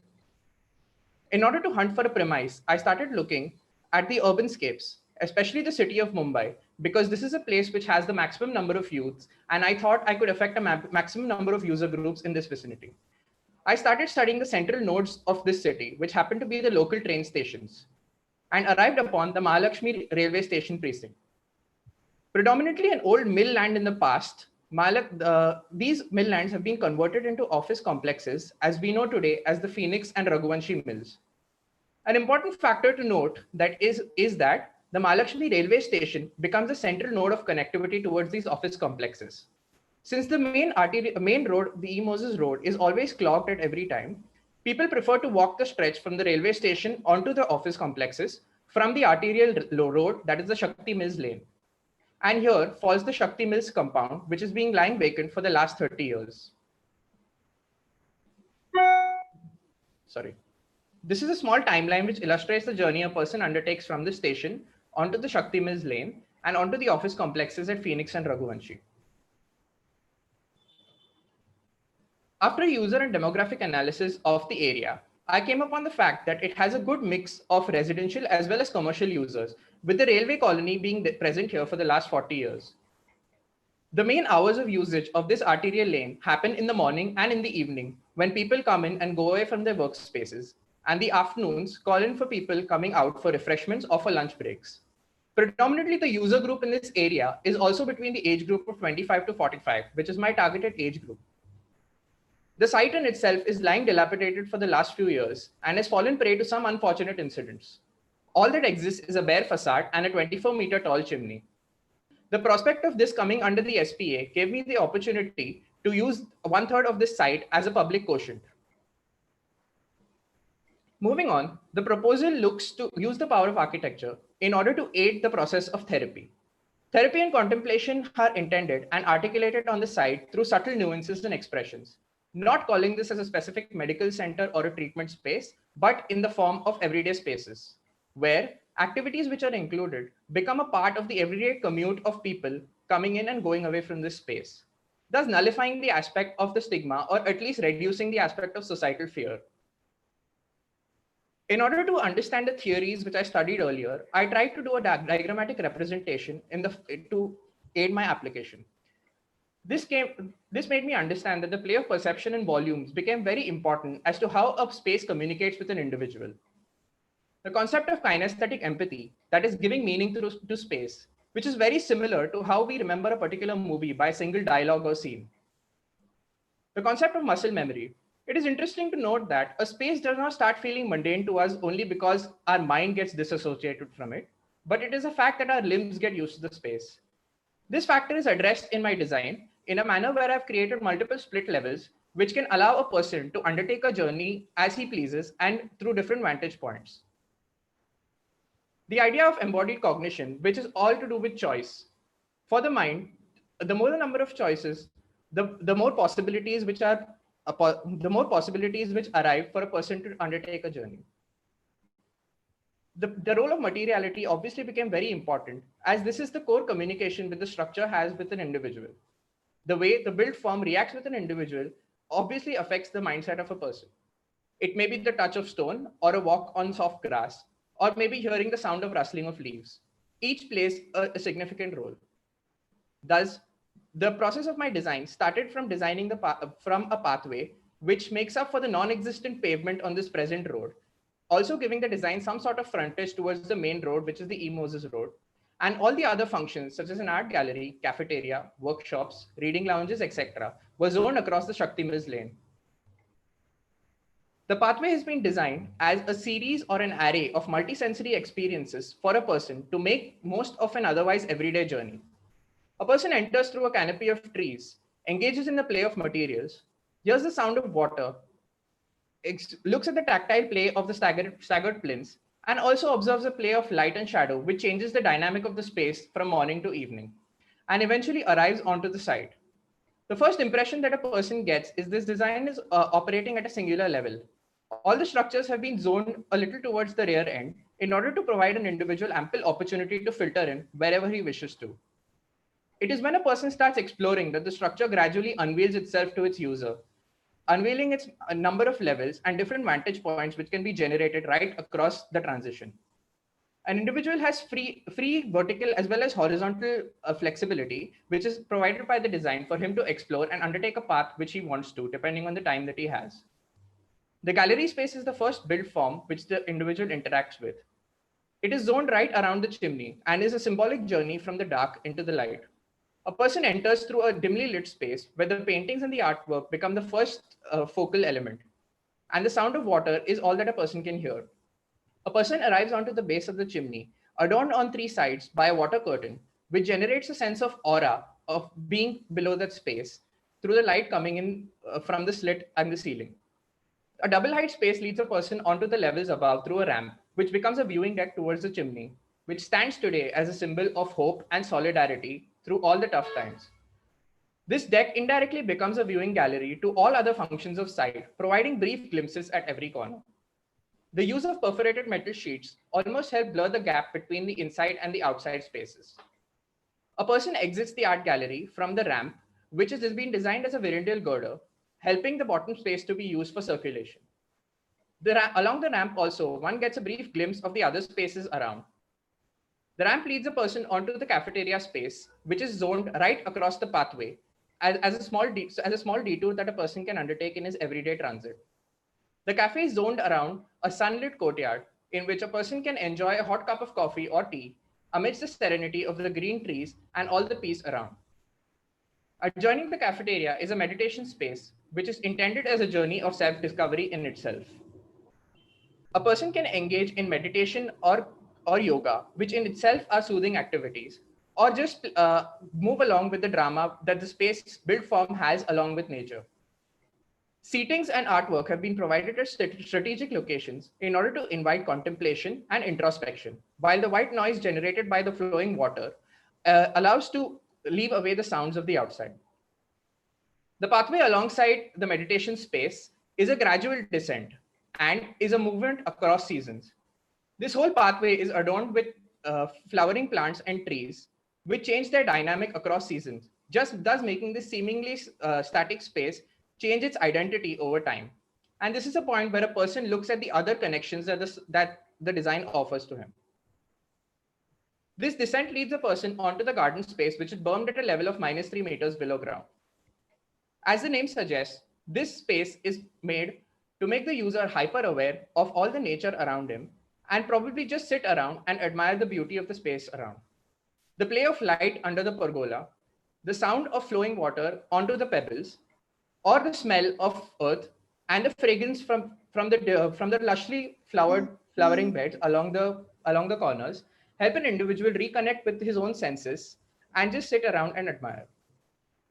The other end of the site starts off with the administration center, where a person can get information about any events or activities that are happening inside the space. The windows on the southern end are in the form of mechanical luvers, which can be controlled in order to allow the light to come in or block away the harsh sunlight. A ramp from the administration space leads the person onto the workshops below. This ramp has been designed as a transition from a single height to a double height space, indicating the fact that you are going into a more public setting, again ensuring the play of volumes. Advaith, can you wrap it up in a minute? Yeah. The workshop spaces are the main criteria of this design, where a person is given the opportunity to engage in social discussions, which may be in the form of cinema screenings, art workshops, or informal discussions, where people can ensure a factor of normalcy and not be stigmatized by the societal fear. The workshop has a clear story window, which provides a glimpse from the pathway in itself, and the courtyard along almost nullifies the factor that it is being located underground. There are two other workshops at the rear end, which are interconnected spaces and provide the flexibility to be used as one. Hydroponics and gardening have been inculcated as activities as they are calming in their own sense. A ramp leads a person above onto a reading lounge where a person can engage among the treetops and have a serene moment, either completing a book or completing some pending work. A staircase leads a person onto the garden, providing a brief glimpse of the meditation space, again reinforcing the fact that the design is governed by elements and not by functions. The journey above is in the form of bridges, providing brief glimpses of the spaces below, nullifying the aspect of a single ground existing, as each direction provides a different perception. The upper deck is probably the most important aspect of the design, where a person gets to physically connect with the facade at the end. This is a journey which is symbolic of rebirth and revival, where a person starts his journey from the below, which is the beginning, and arrives onto an inherently tactile play among the crowns of the trees, giving an individual the opportunity to realize that there is always a different perspective to look at things, and that the old can merge with the new in a symphony. Rainwater harvesting became a very core aspect of consideration and has been seemingly included as part of the design in itself. The pathway beyond is again a play of light and tactile elements, and the lower level of the facade has been opened out, creating a play between open and close. Having said that, the intention behind the design was to create a space of comfort, where a person will have the comfort of being there before, but still offers in the individual new opportunities to explore. The design oscillates from being introspective to seemingly open, and this gives the person an experience of being below the earth to an architecture without walls, meandering across the treetops, thus providing a space which can blur the boundaries between the mind and the body, between the built form and nature, a space which can transcend physicality, and an architecture which has the potential to cure. Thank you. Thanks, Advaith. I think question from. Thanks, Advaith. I thought this was a fun idea. The idea that you take a practical journey from the station to the office and augment it so that it becomes a kind of enhanced pathway, an opportunity to reflect and spend some time between 2 points that would otherwise be very directly connected. And I think this idea of walking and thinking, walking and reflection has such a long history, from Aristotle talking while he walked to the whole kind of psychogeography movement more recently. So I think as the problem you've set and the site you've defined, it's very, very powerful. How do we curate a sort of passage through space in architectural terms? So again, you have a few sort of obvious models that you can look at. So, I mean, Corbusio's approach, is a curated promenade architectural is of course a curated passage through the building, showing off certain aspects, usually by using ramps, staircases, so that you get a gradual transition around the forms, around the light, around the changing textures. A completely different way of looking at passage through space, of course, is the derive, the French process of simply wandering randomly and turning ultimately left or right on the toss of a coin or whatever, which of course creates a series of encounters that are unexpected, which again is something that I think, so I see in your scheme that you're looking to articulate both of these aspects. Yeah. I think for me, there's too much program in here, and there are too many experiences. There are too many buildings to choose from. And I think that prevents you from curating the most important moments and creating a more reflective journey. So if I was you, I think I would be looking at which of these are really essential and which of them perhaps can be made subsidiary. You know, some of these spaces, for example, could go underground so that they can be accessed if you need them and want them, but they don't necessarily distract from the key experiences that you want to show here. And I know that I read the descriptions of some of the spaces that you've designed, and they're very beautifully thought out. And I think that they're quite, they're potentially quite lovely spaces, but they're getting lost in the kind of yoga rooms and cafes and the, I don't know, I just feel that there's a little bit too much going on there. I feel you need to look at your drawing technique in order to communicate these spaces. And also very simple ways to do it. You know, you don't have to be, of course, you can model it in certain ways, and there's plenty of good reference points. You can also make card models and photograph them under different light conditions. If you're trying to play up the atmospheric qualities of spaces, you need to find a way of drawing them that plays up those atmospheric qualities so that we buy into the journey and you take us on the various paths through. I'll hand over, but I thought it was a very, very interesting project, and well done. Thank you. Yes, same here, Catherine. I found the project very interesting in the sense that the kind of questions being asked in the beginning and what power does architecture have in order to move people was an interesting premise to start from. I just felt that directly jumping from there into creating a space, like you said, which has too many programmatic elements, in the sense that you're trying to address too many things at the same time. There's an art gallery, there is a this, there is a this. There are at least 6, 7 elements there, which you think, if I don't do this, probably that will solve it. If it is not that, then something else will solve it. So there are at least 5 or 6 things going around there, which I think, like she said, is a little too much for that space. What is missing probably is the power of people meeting, in the sense that the word which Catherine used, chance encounters. I mean, we've just been hearing stories of Sushant Singh Rajput over the last 2-3 weeks. I mean, the obvious thing which kept coming up all the time, if only he had a friend with whom he could share a cup of tea. Somebody that close. I mean, it is not the rest of it finally. In the sense, finally, it is that one connection or one relationship or whatever that is, which finally matters. I think there, I find some kind of a, what do you say, if only you had not gone there. And if this project was about just stopping with the idea of the power of architecture to move people, and left it there and not gone into this whole idea of people being disturbed and depressed and stuff like that, and not gone into that realm a little bit. And stopped it at the level where the original question was that that architecture has the power to move people. Can I just respond to that? Yeah, so my intention behind that, like you said, was the core aspect was to look at how space can move people. And the problem that I'm addressing towards when I say depression or anxiety in that way is not looking at the core or the treatment aspect of it. It just is an everyday space that I have tried to curate. The reason for probably the coming in of all these elements or activities was that since this falls under the everyday transition of spaces, it is probably being used by the same user. So that was probably the reason why these elements or these functions came into picture in that regard. But I note the point which you're saying that maybe it could have a little more flexibility in terms of having open space. But Then the choice of programs would have been a little more interesting. Because you have gone a little on this side, you have picked up programs which will kind of fit in with that language. Yeah. So I think it would have been a little more happier space in that sense. In the sense that it will still do all the things that you're asking it to do. But that leaning kind of makes you choose programs of a certain kind. What I definitely like is the way you have gone about doing it.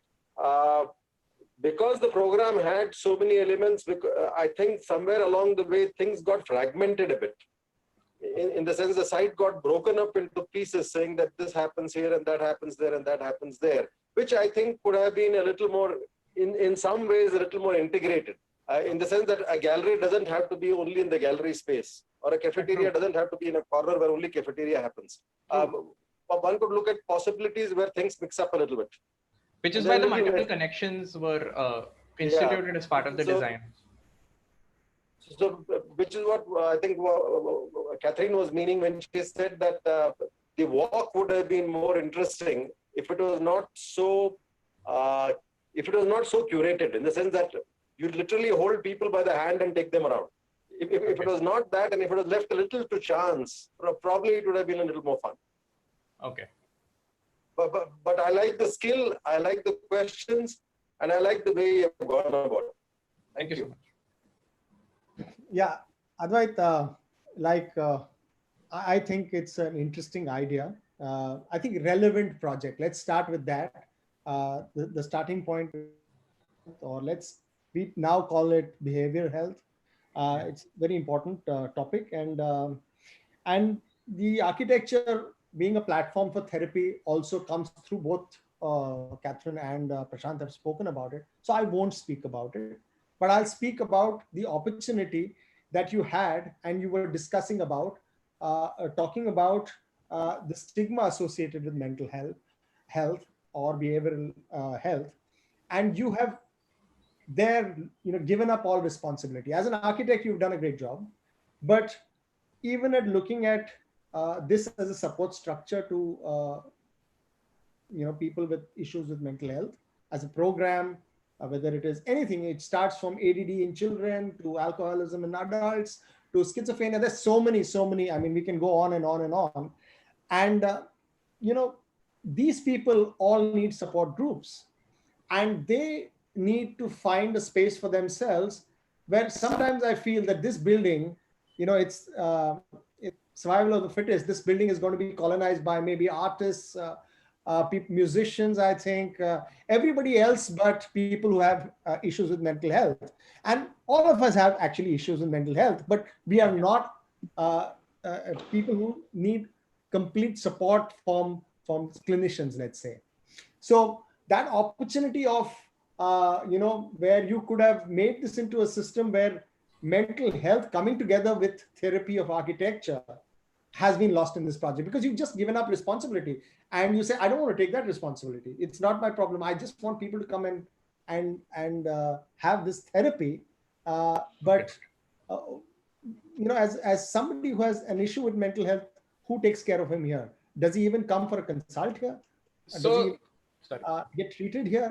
But it's architecture as therapy, and then you just take a step behind. So that responsibility has been lost, I feel. So just to address your question, the fact for me to institute these group spaces or these congregation spaces right across the other everyday spaces actually was an attempt by me to provide that opportunity for such forums to be conducted. Right now also we see, let's say, for example, a stand-up comedy festival happening at Starbucks or something like that. So people associate that they are going for an event at a cafe rather than actually going in for therapy or something like that. So this was just intended as a platform to start a discussion or to spark a dialogue about the subject and issue a sense of normalcy.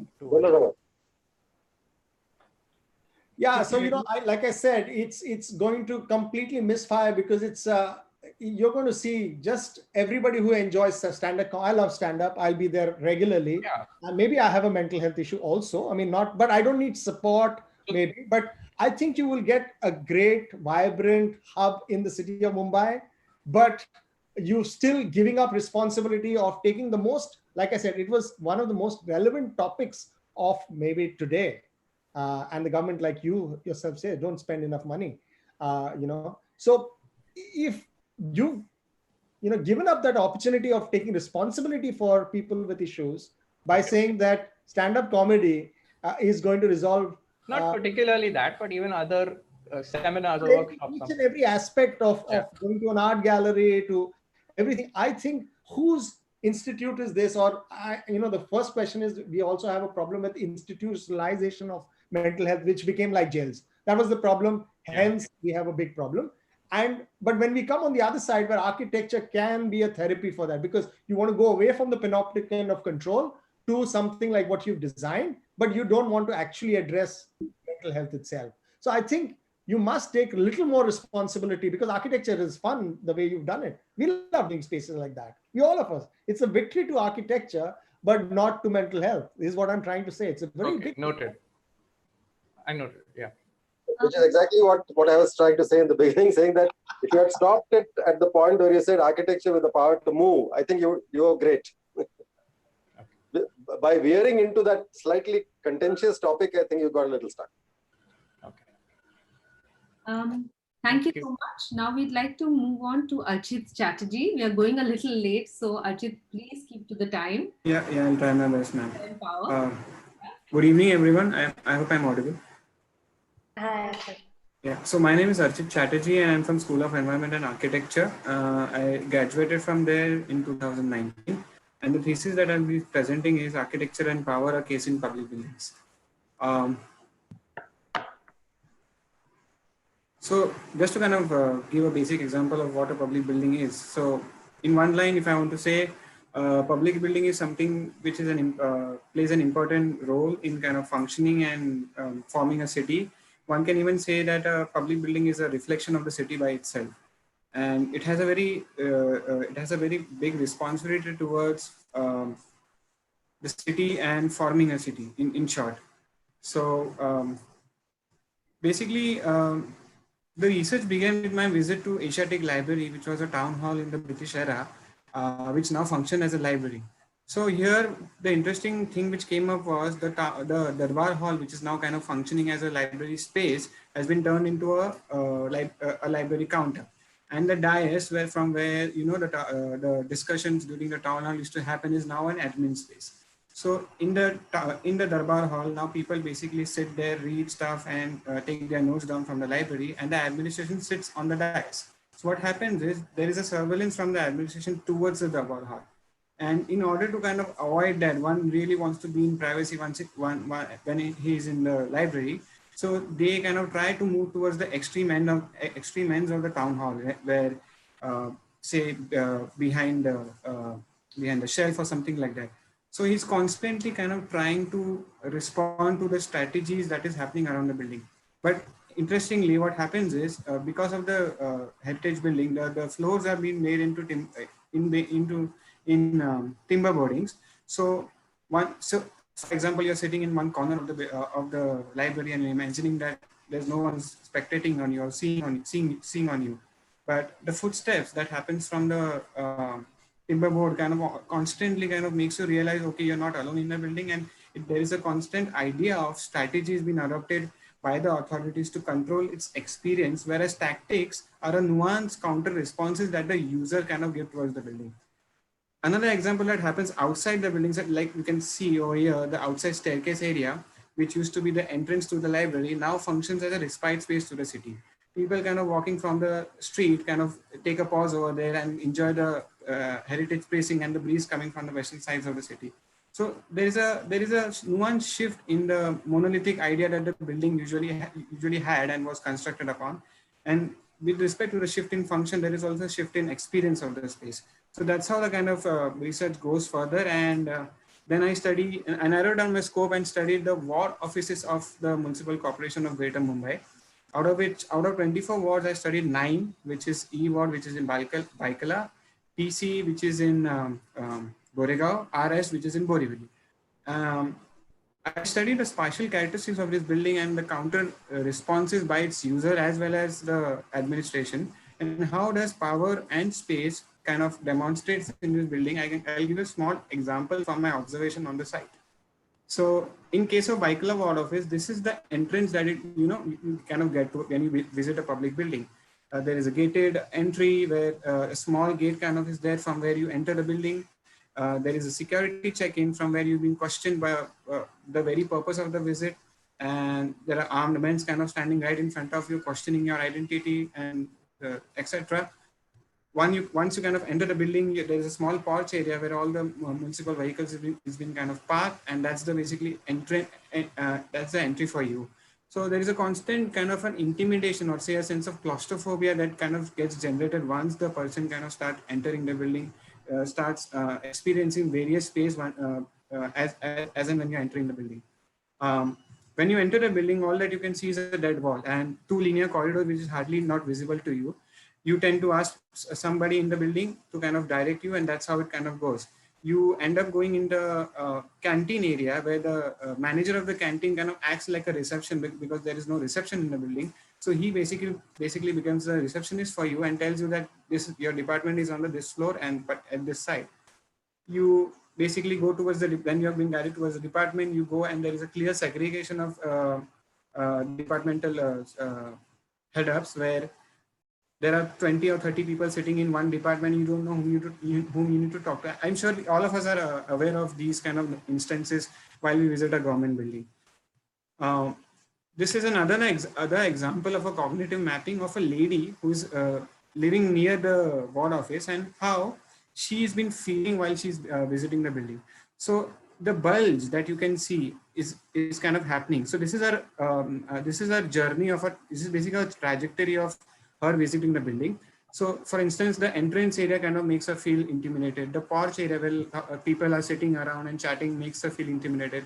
Followed by when she finally reaches the department, there is a clear sense of confusion whom you to talk to. The labyrinth in the right hand side kind of explains what portion of the building is kind of open to public and what is kind of secured by the administration. So here, the argument that I'm trying to make is, where there is power, there is subversion. Like I said in the Asiatic Library example, where there is a power, where there is a sense of strategy, there is always a nuance subversion that happens from the user side. So for instance, in the Borivali ward office, there is a shop right outside the building where this particular person, shopkeeper, uses the building as a public toilet. In order to avoid the 2 rupees to pay in the public toilet, he uses the building as a public toilet. So here he's kind of making the building as an everyday of his life. So because he's living there, he has some association with the building, he's using the building as a space of utility. In the second example, where I said that the corridors and the common spaces become an extension of the street, because these signboards and boards which are been written in Marathi or in some other language is not readable to everyone, because you and me might understand Marathi, a third person might not understand. So it's difficult for them to kind of spot because of this clear matchbox kind of departmental segregation, which all the department kind of looks like slim. How do you kind of understand which department is what? So the corridor, which kind of becomes an extension of the street, creates that social interaction and chance encounters amongst the people and the peons, who are kind of working with the building, and that it becomes a space. So there is a certain subversion here as well. During festival seasons, the ward office kind of invites these women entrepreneurs who basically come exhibit their work. For instance, they sell papad or achar or things like that, where the ward office kind of blurs. In this case, the ward office blurs its rigid boundary and kind of allows some sense of public program for a week or so, where the whole idea of a monolith that the building kind of generates to the public kind of dissolves for some point of time. So what I'm trying to say here, there is some tendencies that the building is kind of giving it to you, but as a program or as a spatial form, it does not allow that to happen. Moving forward, the design kind of looks forward to the Municipal Corporation of Vasai Virar. So this is the proposed illustration that the Municipal Corporation of Vasai Virar, that is a satellite city that lies towards the northern edge of Bombay, is being proposed. Vasai Virar recently, in 10 years back, got converted into a Mahanagar Palika, and this is the imagery that they are generating for the new corporation building. Like you can see, the clear idea of a the association of power structure, or say a government building, by using elements like false Gothic pediments, the dome, and there is a certain association that we are taking from our British time, or say during the time where we were colonized, and we are generating the same sense towards the new public, saying that this is how our government building is supposed to be. But in the sense, like I said in the example, this does not give a proper sense of a public building as a whole. So what do we know now? So I studied the building and the programs and kind of took that forward. It's very important to understand the layers that is happening inside the building. So a government building is a very complicated building in terms of programming. One really needs to understand how it functions. So this diagram explains how the building kind of functions, right from the people visiting to the city till the last department, which is the municipal commissioner. The intensity of the curves, so the line weight of the curve will tell you the intensity of people visiting each department. So there are a series of departments that lies over here. The pie, the hatched pie kind of tells these are the number of people only who are responding to the public. Rest are not supposed to respond to the public because they are purely administrative, but they kind of be in the same zone. So moving forward, the engineers, the deputy engineers, and construction department and finance department kind of comes in between. This is programmatically as well as partially. This is happening in both the domain. So what do we do next? So I studied this network diagram and tried to kind of make a minor surgery into the system where the public was supposed, the people who are supposed to respond to the public should be towards the public zone, and the ones who are purely private or semi-private can be towards a separate zone. But there also has to be a connection in between these two, because you cannot disturb the current administrative functioning. So like I said, they are kind of getting into the digital world. So you don't need the peon or say the Baba anymore as of now. The intensity is not that much, but the digital connection can kind of help for this segregation that you can see here. Don't mind if you can speed up. Sorry. Thanks. Sorry. If you can just, come. Yeah. So this is a separate diagram which kind of generates from there, where programmatically and partially how do I kind of start setting up the new form of the government building. So the design strategies and responding to the nuanced tactics. So this is in the left hand side, you can see the existing corporation building, which is kind of lying in the very dense urban neighborhood where a lot of activity is happening around. And on the right hand side is the proposed site. So the proposed site is basically a reclaimed land which lies between Vasai and Nalasupara. This is by the corporation itself. It's a 27,000 square meter land, which is a part of a mud flat area, which been reclaimed 3 meters high from the original ground section and been kind of proposed for urban development. So, yeah. Sorry.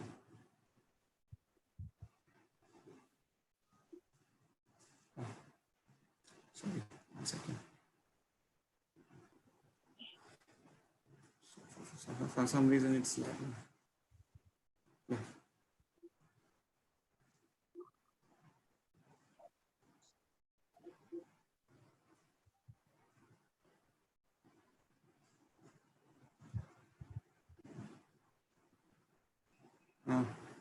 Ma'am, I don't know why it's lagging here and there. You're going back for some reason. Manisha, can you control the slides so that you can just go forward? Yeah. This is, yeah, I think it's fine now. Okay.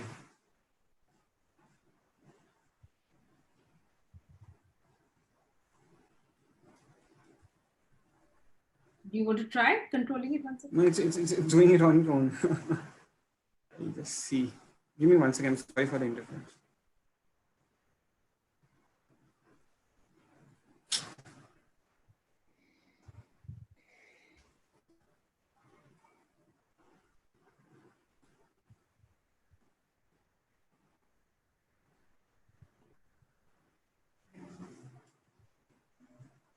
Ma'am, can you control it?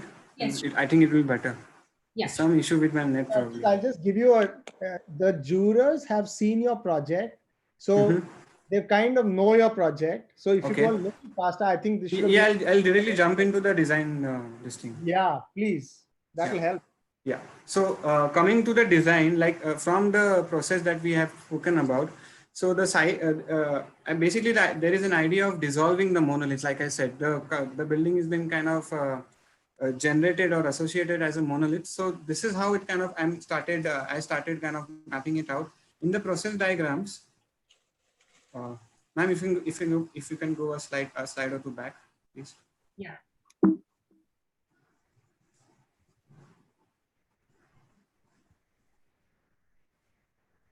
Yeah. So these are like 5 major design strategies that I've taken, basically connecting the two existing mud flats, which kind of becomes the reason of the flooding in the site. And in terms of design strategies, creating multiple open spaces that kind of holds public program as a whole. A split in the slab kind of differentiates the public and the private transition as a architectural strategy, and fusing of distinct programs together. And by doing this, I kind of try to attain the public and private thoroughfare. Next slide, please. So these are some basic massing calculations, and coming back to the design.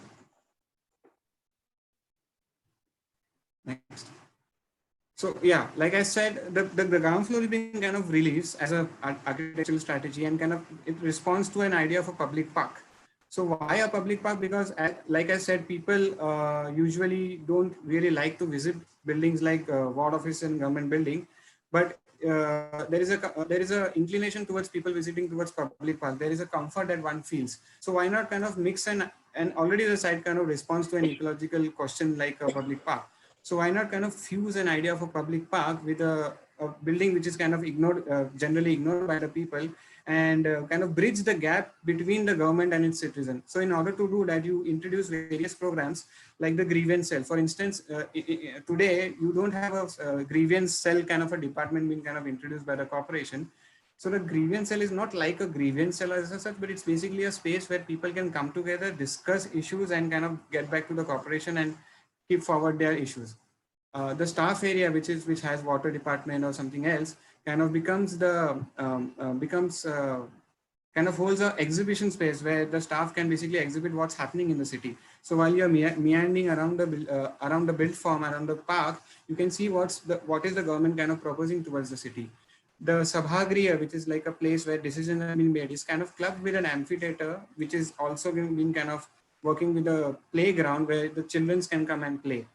The connecting river body which I was talking about that holds the two water bodies together becomes a public trail which dries up post monsoon and kind of becomes a public space where you can have small activities and things like that. The commissioner block is being kind of fused with a library where basically you can get basic information of the city. And with respect to the site, there are certain sustainable strategies that I took. For instance, the polishing pond that has been retained from the site is being used for a DWAT system. And like I said, the river that kind of goes to a canal that goes and connects the two water body becomes a public space. The roofing is kind of been worked out in a way that it collects the rainwater and charges the rainwater, and also works according to the site strategies and the climatic strategies that you have in the region. And the fenestration that you can see in the previous slide, ma'am, you can go to the previous slide, please.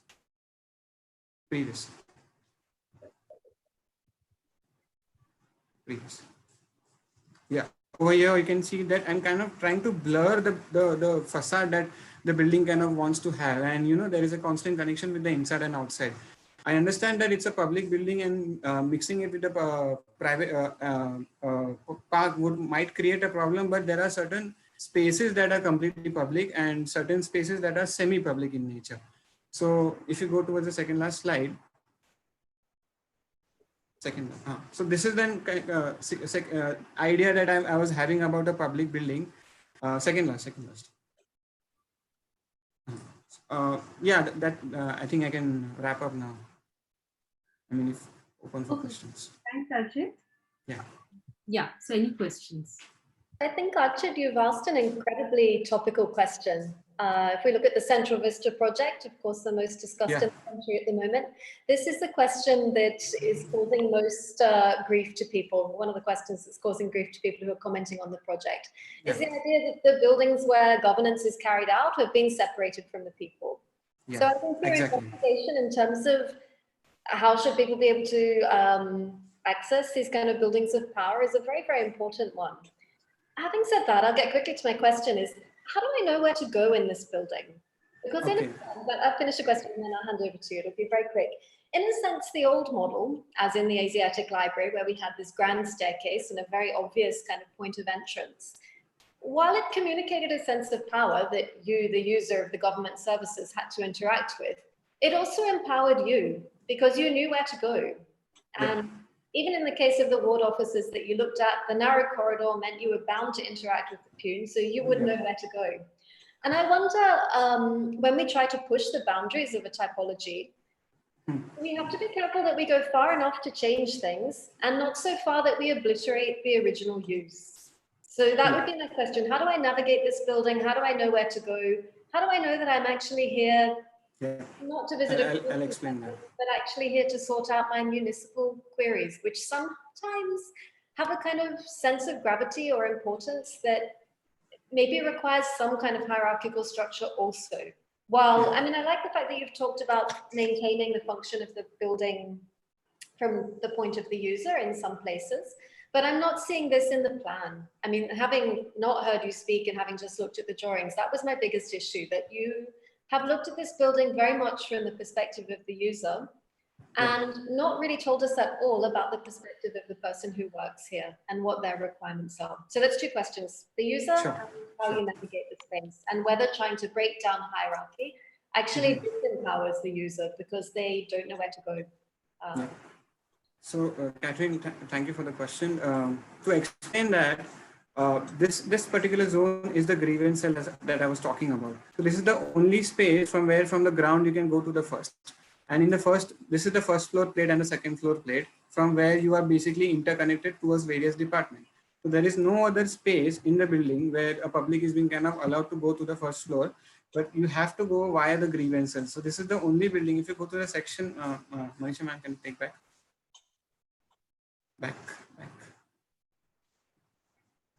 Yeah, so this is that.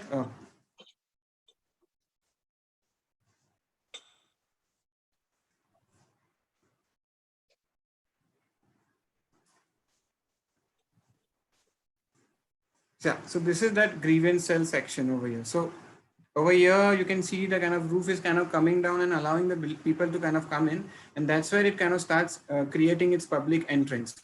Whereas if you go in any other blocks of the site, there is no as such clear distinct entrance that one can really think that this is the entry for the building. So that's where you kind of enter for the building. And with respect to the programs, you can see the grievance is here and the commissioner is here. So it is supposed to be a bit private. So it's been kind of zoned out in the second edge of the site. And programs like the staff area has been kind of kept close to the grievance because it is something which is very happening on a very larger intensity as compared to people visiting the commissioner in an everyday practice.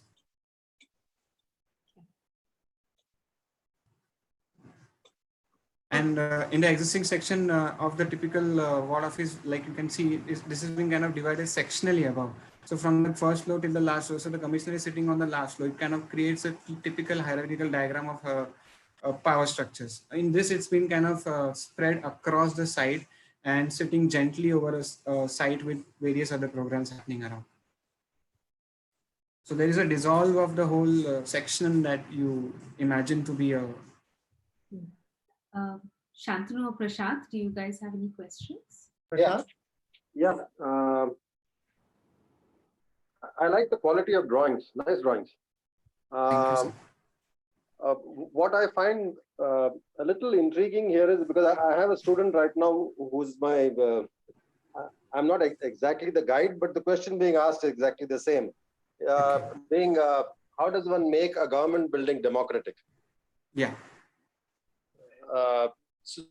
Now, if you look at case studies across the country, or even if you're looking at case studies across the world, actually you don't find any. Yeah, there are hardly any. I mean, there are some problematic. Yeah. I mean, though all of us claim to be democratic governments, we don't have democratic buildings. Yeah.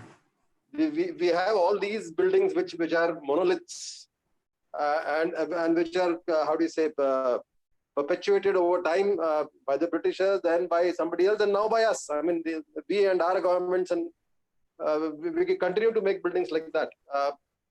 So my problem here was, one, you talked about the idea of power and all that in the beginning, but you didn't tell me what was it that you were trying to address. We understood the premise. We understood the premise of all the studies that you talked about, and you talked about what happens when this lady walks through the office, and you talked about all that. But as an architect or as a student of architecture, what out of this is what you're trying to address? Okay. You didn't put a pin on that. then it's a little difficult to look at the scheme and start reacting to a scheme purely from the context of it's a public place now. Was that what you were trying to do? To make a public place? So for just to kind of make that clear, like I said, that current buildings and current municipal buildings aren't public in nature in the name of being a public building.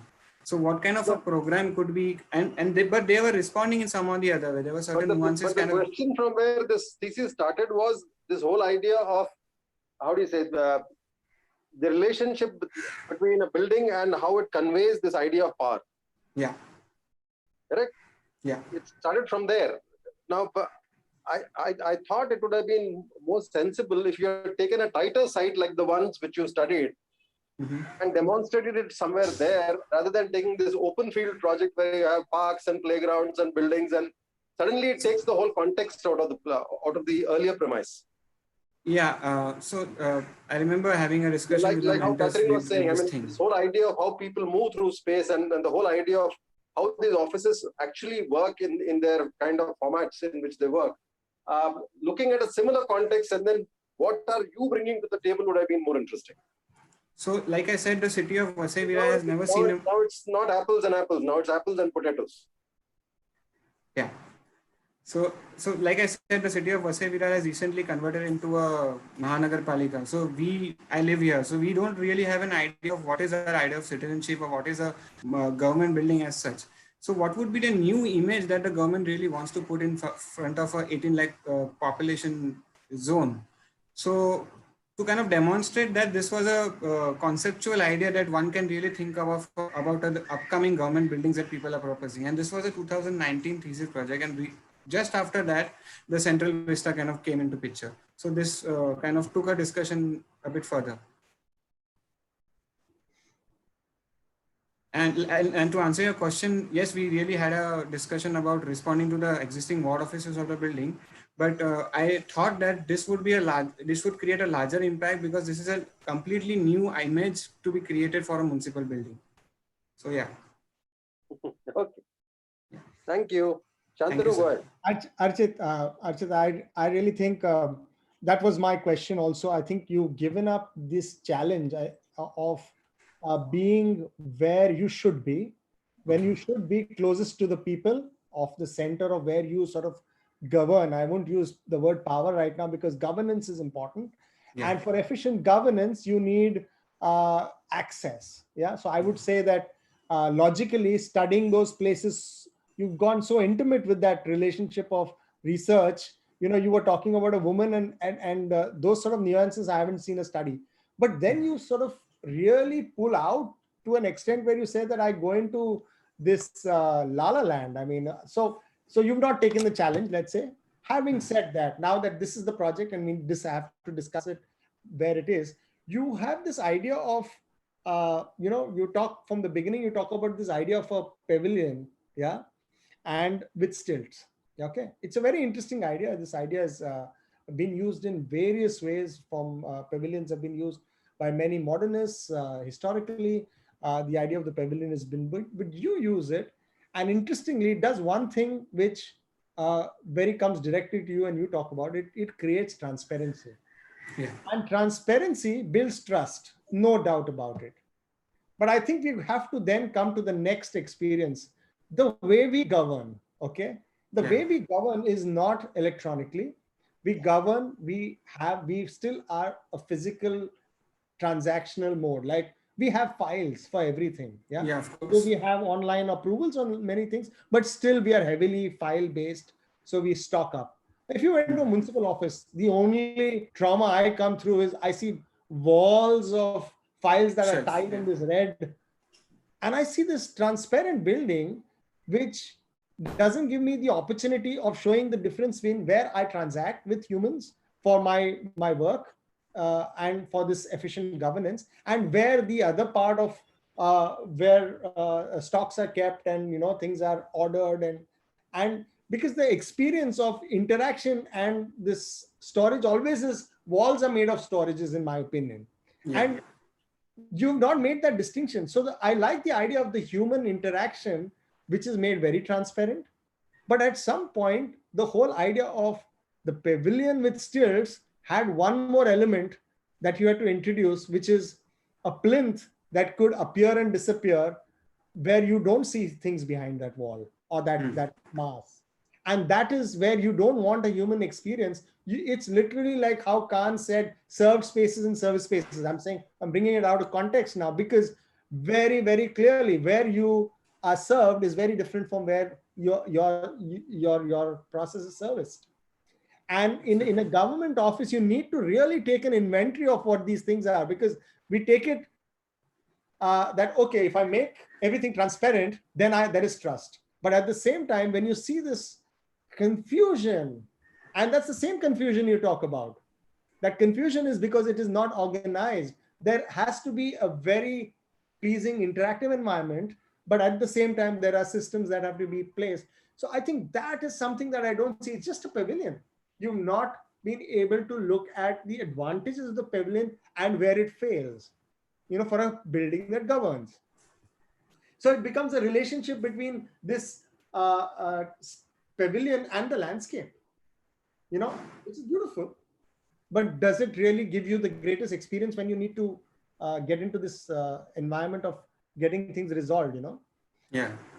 So that's been my, I took time to understand this project. It really took me a long time, but I really feel that part is missing. And that's because you gave up the challenge of being in a strong urban environment.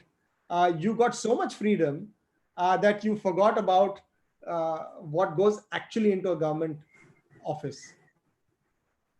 So, Shantanu, basically right now it's already 7:37. So, Prashant and Cathrine, is it okay if we go with another one, or is it too much?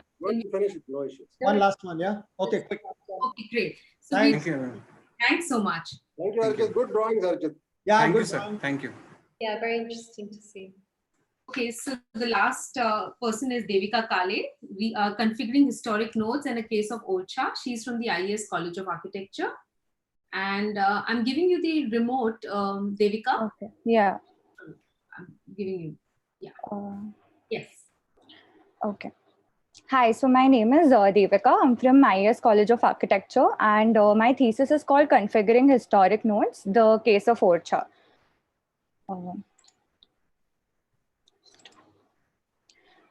So the thesis stemmed from this idea of how historic cities develop over a period of time. And when I tried to answer this question, I came across these few factors which in fact affect every city's development, which are socio-cultural, economic, and some political factors. So what I tried to do is identify a threshold after which this development accelerates. So I came across these few articles which stated how UNESCO heritage sites, after they become a World Heritage Site, they sort of move towards standardization, and the local community sort of moves away from the culture. So to understand this topic further, I try to understand the procedure. So for any site, it has to first be under ASI or the State Archaeological Department. They then prepare a framework when it goes into the tentative list, and then it becomes a UNESCO World Heritage Site. So I looked at a couple of existing heritage sites in India, one of which was Khajuraho. And I realized that in this map, if you try to see, the pink highlighted part are the Western group of temples, which are the main heritage site of Khajuraho. And the red parts are the local settlements. So if you see, you can observe the phenomenon of gentrification that has taken place, where the local people have actually moved out of the town. And the yellow highlighted parts are the commercial sectors which have developed around the Western group of temples. Another aspect I observed in Khajuraho was that because it's in central India, they are majorly dependent on these tank systems for their water resources. And now, as you can see, there are a lot of five-star hotels which sort of tap into these resources. So when it came to site selection, I thought instead of choosing a site that has crossed that threshold, it's important to look at a site that is now standing on the threshold of development. So I decided to take up Orcha because that's the most recent site that is added to the tentative list of UNESCO. Another important reason was that it's very close to the Golden Triangle, which is the main tourist circuit of India, and the government is now taking measures to add it to the Golden Triangle. So Orcha is a very small town in Madhya Pradesh with a population of around 12,000 people. It's around half an hour from Jhansi. And just to make you understand about the town a little, Orcha is located along the Betwa River. And if you can see in the diagram, the fort complex is located on an island. And the rest of the city is fortified. And there's one main road, which is actually a national highway, which passes through Orcha. To further break it down, for my understanding, I've divided into three cores. One is the historic core, which comprises of the fort complex. One is the religious core, which comprises of all the temples. And one is the riverfront area, which has the wildlife sanctuary at the bottom. I further tried to map the town according to the Kevin Lynch principles, and I realized that it's majorly grown along the two axes, which majorly because of the accessibility factor. And there is a commercial sector that has now developed towards the south of the town and along the main road in the last 10 years. So if you can see, there's a lot of encroachment along the main street, and that's one of the main temples in Orcha. So Orcha has a lot of monuments. Total, if you see, there are 58 monuments, but these are the 6 most important ones, which are the Lakshmi Narayan temple that's based outside of the town, the Ram Raja temple and the Chaturbuj temple, which are located in the religious core, and the palaces that are located in the fort complex. The cenotaphs or the chhatris are located towards along the river to the south. So Orcha has, as you can see, it has a multidimensional heritage. So I've tried to look at it through 3 interpretative lenses. One was the user and what are their needs. Second is heritage and how that can be conserved. And third is the local government and how they can take initiatives for the local people of the town.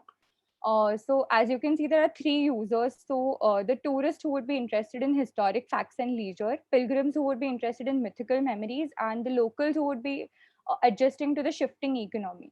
Another thing about Orcha is that even if it's a very small town, during festivals and fairs, it gets around 5,000 to 1 lakh people per day. So that's a lot of tourists. So to select the site further in the town, like I said, there are the 2 main roads. So one of the roads is connecting the religious core to the historic core, and one is the national highway, which is the main road of the town. So these are the 2 most crowded streets of Orcha.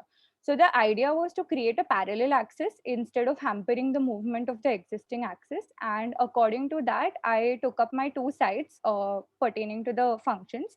So one would be a heritage center and one would be a public space or a riverfront area. I'll talk about the functions further. So that's a illustration of how my design sits with the coexisting topography of the town. So if you see, this is the main temple square. This is the Ram Raja temple and the Chaturbuj temple, and that's the fort complex and the fortified area. It's connected by a bridge. So this is the heritage center design, and that's my riverfront area. This was actually an existing parking lot. So I've tried to shift the parking towards the south.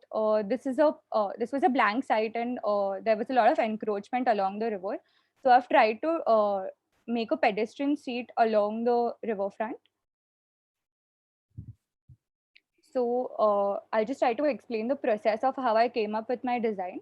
So like I said, there are 2 existing axes to the town. So one is the accessibility axis, which is the main road, and one is the visibility axis among the 2 cores. So I've tried to draw the same 2 axes on my side because there are 2 existing heritage structures on my side. So I've tried to draw a visual axis between the temple and the heritage structure, and the accessibility axis, which is perpendicular to the 2 roads that are adjoining to my side. And the center of this axis is marked by a chaupara, which is basically a local water body. It's similar to a kund.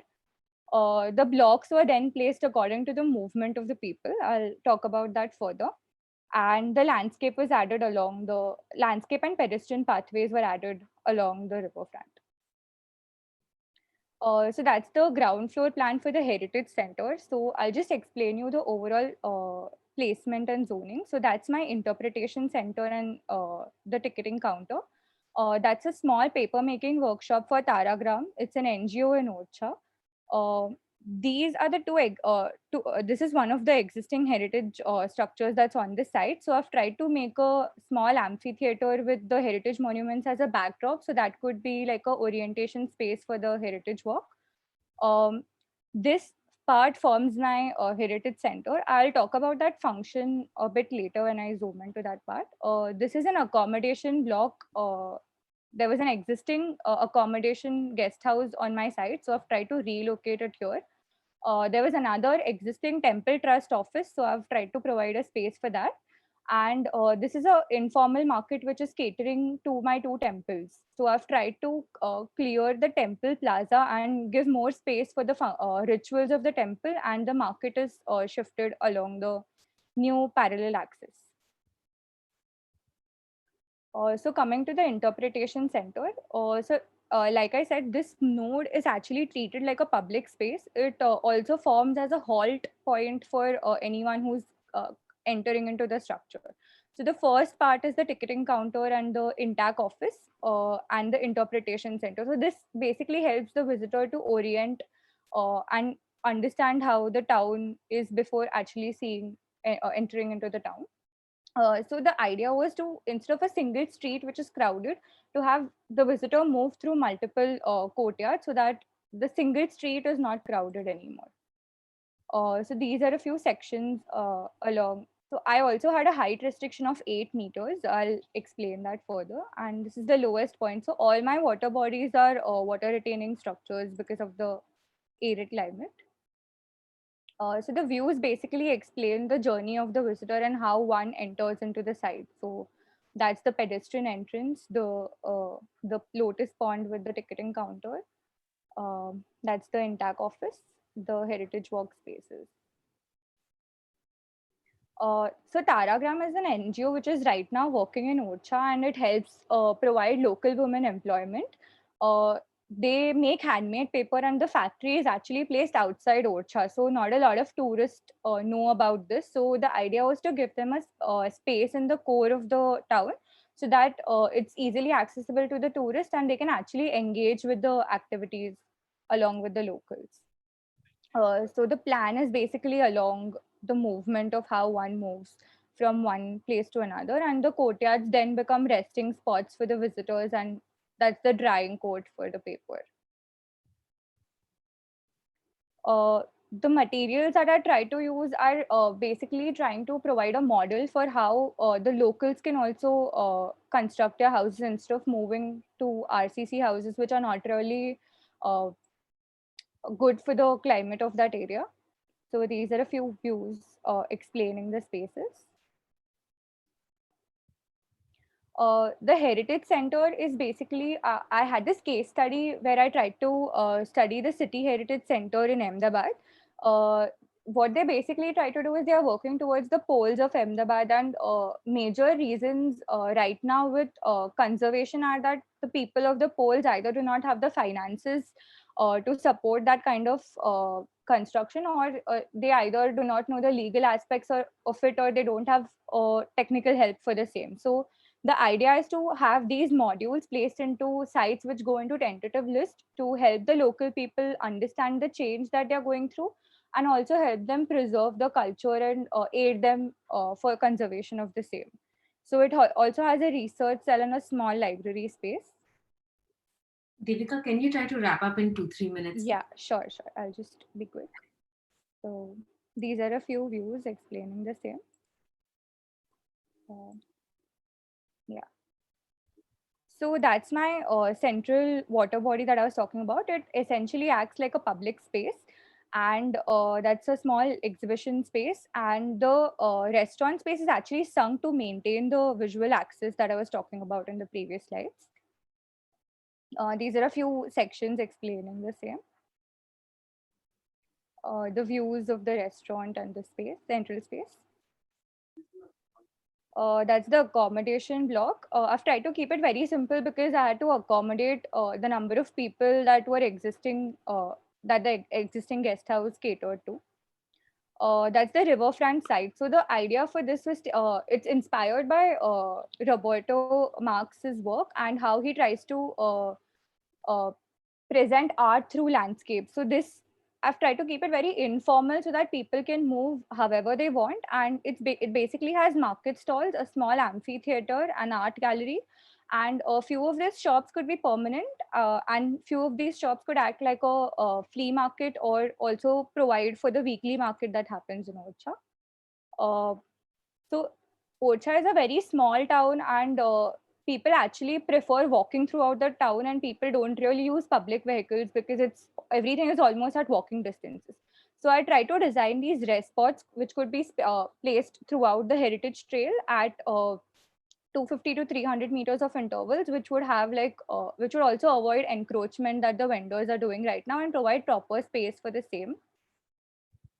So I also tried to add a few urban interventions because through discussions, I came up with the idea that only an architectural intervention might not be the solution. So the idea was to have certain urban interventions for example, I'll just try to explain the axis of the town. So if you see during the summer solstice, the sun sets behind the Lakshmi Narayan temple, and during the winter solstice, it sets behind the cenotaphs.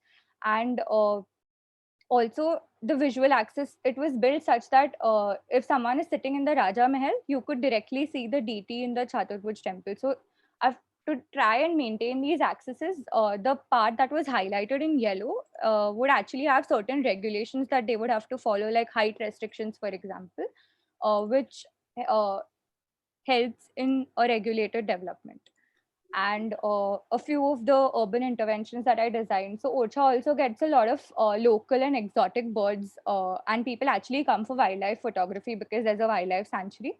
So these are some small design interventions that I try to do, like having bird perches wherever you have directional signs, or having tiles with bird imprints to indicate the presence of birds. So, Thank you. Thank you. Yes. Yeah, Cathrine, you want to go ahead? No, please go ahead, Prashant. Okay, ball in my court. Devika, two things. I mean, once you're doing this so-called what you call World Heritage sites and stuff like that, one, it is extremely, extremely difficult projects to handle because there is so much going on in the background as it is. What I find missing here is, I mean, there are two parts to this problem. One, I think the density of development that you're proposing right next to your site is a little too heavy, in the sense that there are too many things happening, and you yourself are continuously reiterating that it's a walk-by town. It's a one-horse town. People can walk. They don't even use two-wheelers. So if it is that size of a town where the intensity of population and the number of visitors is not so high, does it require so much of developmental activity in terms of all that you're proposing? A visitor center, place for people to stay, interpretation center, this, that. I mean, there are at least 7-8 things which have been put there right next to the temple. But it doesn't tell what are the clues are you taking from this place. How do you interpret Orcha? So that stage in between, in terms of what does Orcha offer an architect, from where then he can start doing what he has to do. That stage is missing. I could start off from where you started without even having visited Orcha. Right. So the point is that one stage is missing. Two, the program is extremely heavy. And three, because it is, like you said, a World Heritage site and stuff like that, there's a different kind of sensitivity which needs to come to the table here, which even if you had done 1 or 2 buildings but done them really well, probably would have said more than spreading yourself a little thin like this. That's all I have to say. Thank you. Okay. So can I answer the question? I think Okay. So I just want to say that, like I said, the number of visitors that come to Orcha every day are a lot, and I was trying to explain that the town is very small, but the number of visitors that it gets is very high. So right now it does not have the kind of facilities, and this has now gone into the tentative list. So it's not really a World Heritage site. But from my studies, it shows that once it becomes a World Heritage site, the number of visitors sort of double. So the idea was to create the infrastructure and be prepared for what's going to happen once it becomes a World Heritage Site. So it was sort of a preventive measure. Then yeah. But you choke up the World Heritage Site then. Anyway, No, it's gone into the tentative list, and it may soon become a World Heritage Site. So it's not yet become a World Heritage Site. Yeah, Catherine. Thanks, Prashant. So my question is probably similar. I think that you correctly identified a very important process that happens when places get World Heritage listing, which is that the material heritage gets preserved and cultural practice gets destroyed in some sense because forces of economics, the local population responds to what tourists need, and we soon have a sort of change in practice, particularly in the sort of things that are available in shops, for example, is one typical repercussion. So I'm just wondering how the brief that you've developed engages with trying to prevent that process. I'd like you to talk a bit more about how you chose like a cultural appreciation center, for example, because I'm not sure that I think it's such an intriguing issue that really requires solving, and I'm not sure that this brief is the brief that solves it. Okay, so the initial idea, what I was trying to do was only answer to the locals, and my main focus was the locals. But through a lot of discussions, I also had discussions with conservation architects who are practicing right now in the industry, and many a times I was trying to question that, you need to generate revenue as well for whatever you're constructing. So the idea was to create a platform for the locals and the tourists to interact. So I couldn't answer to only one group of users. So like I said, I had 3 stakeholders, and the program that was generated was catering to all the 3 stakeholders. So I've tried to give importance to all 3 of them. For example, if the interpretation center was for the tourist, then I've tried to develop a heritage center and public spaces that would also cater to the local people. So that was, I've tried to balance it in that aspect. Do you think that the local people would use these spaces? They might visit the Heritage Center once, but it's got a small population, so possibly not repeatedly.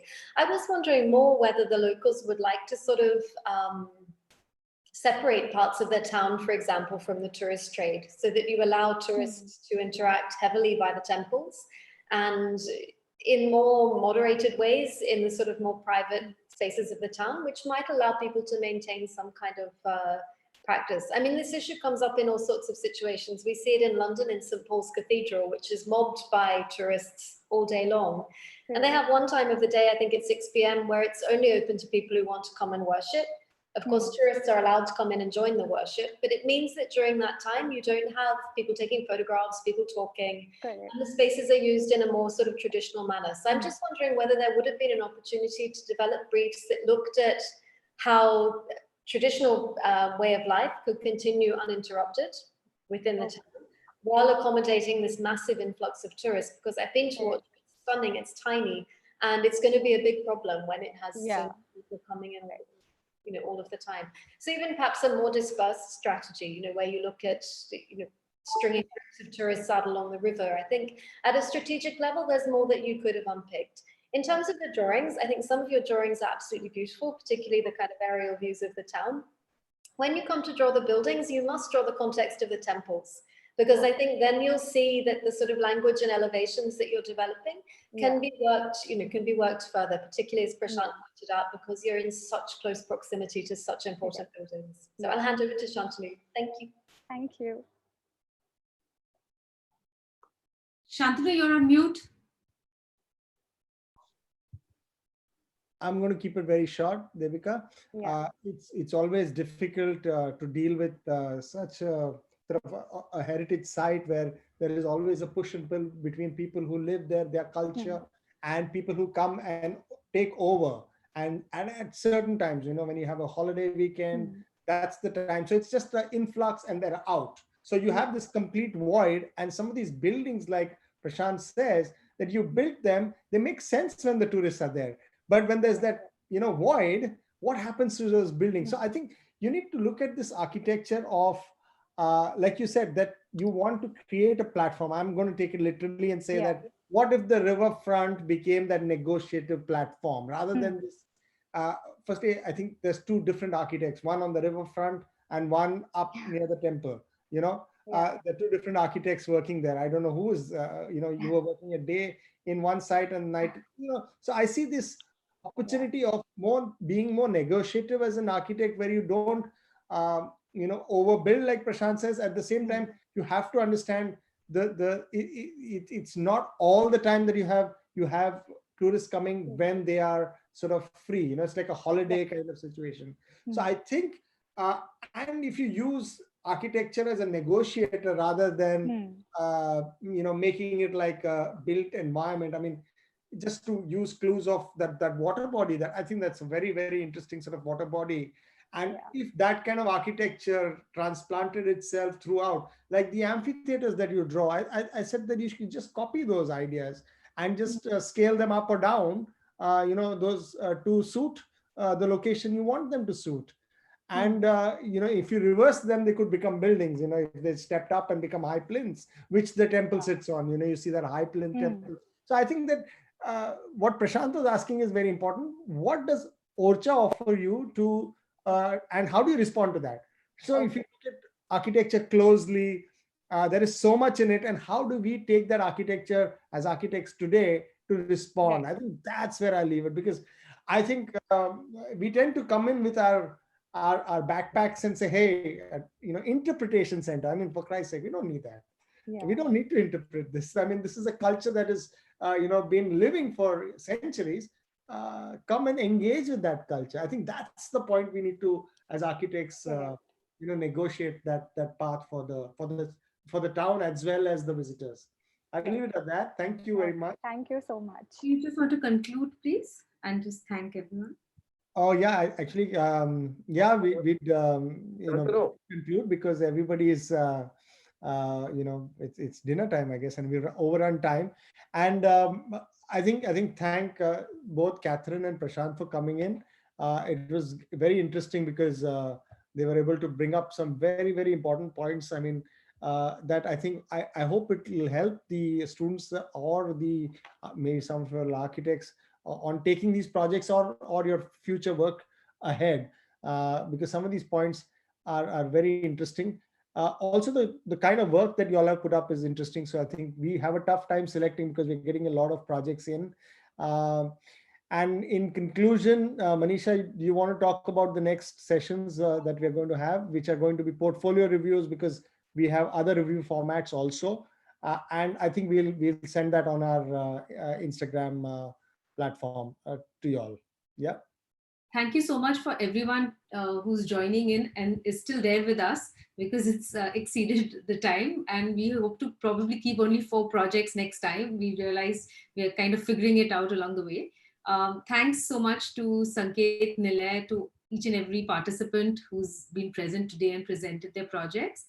And bye till next time. Thank you.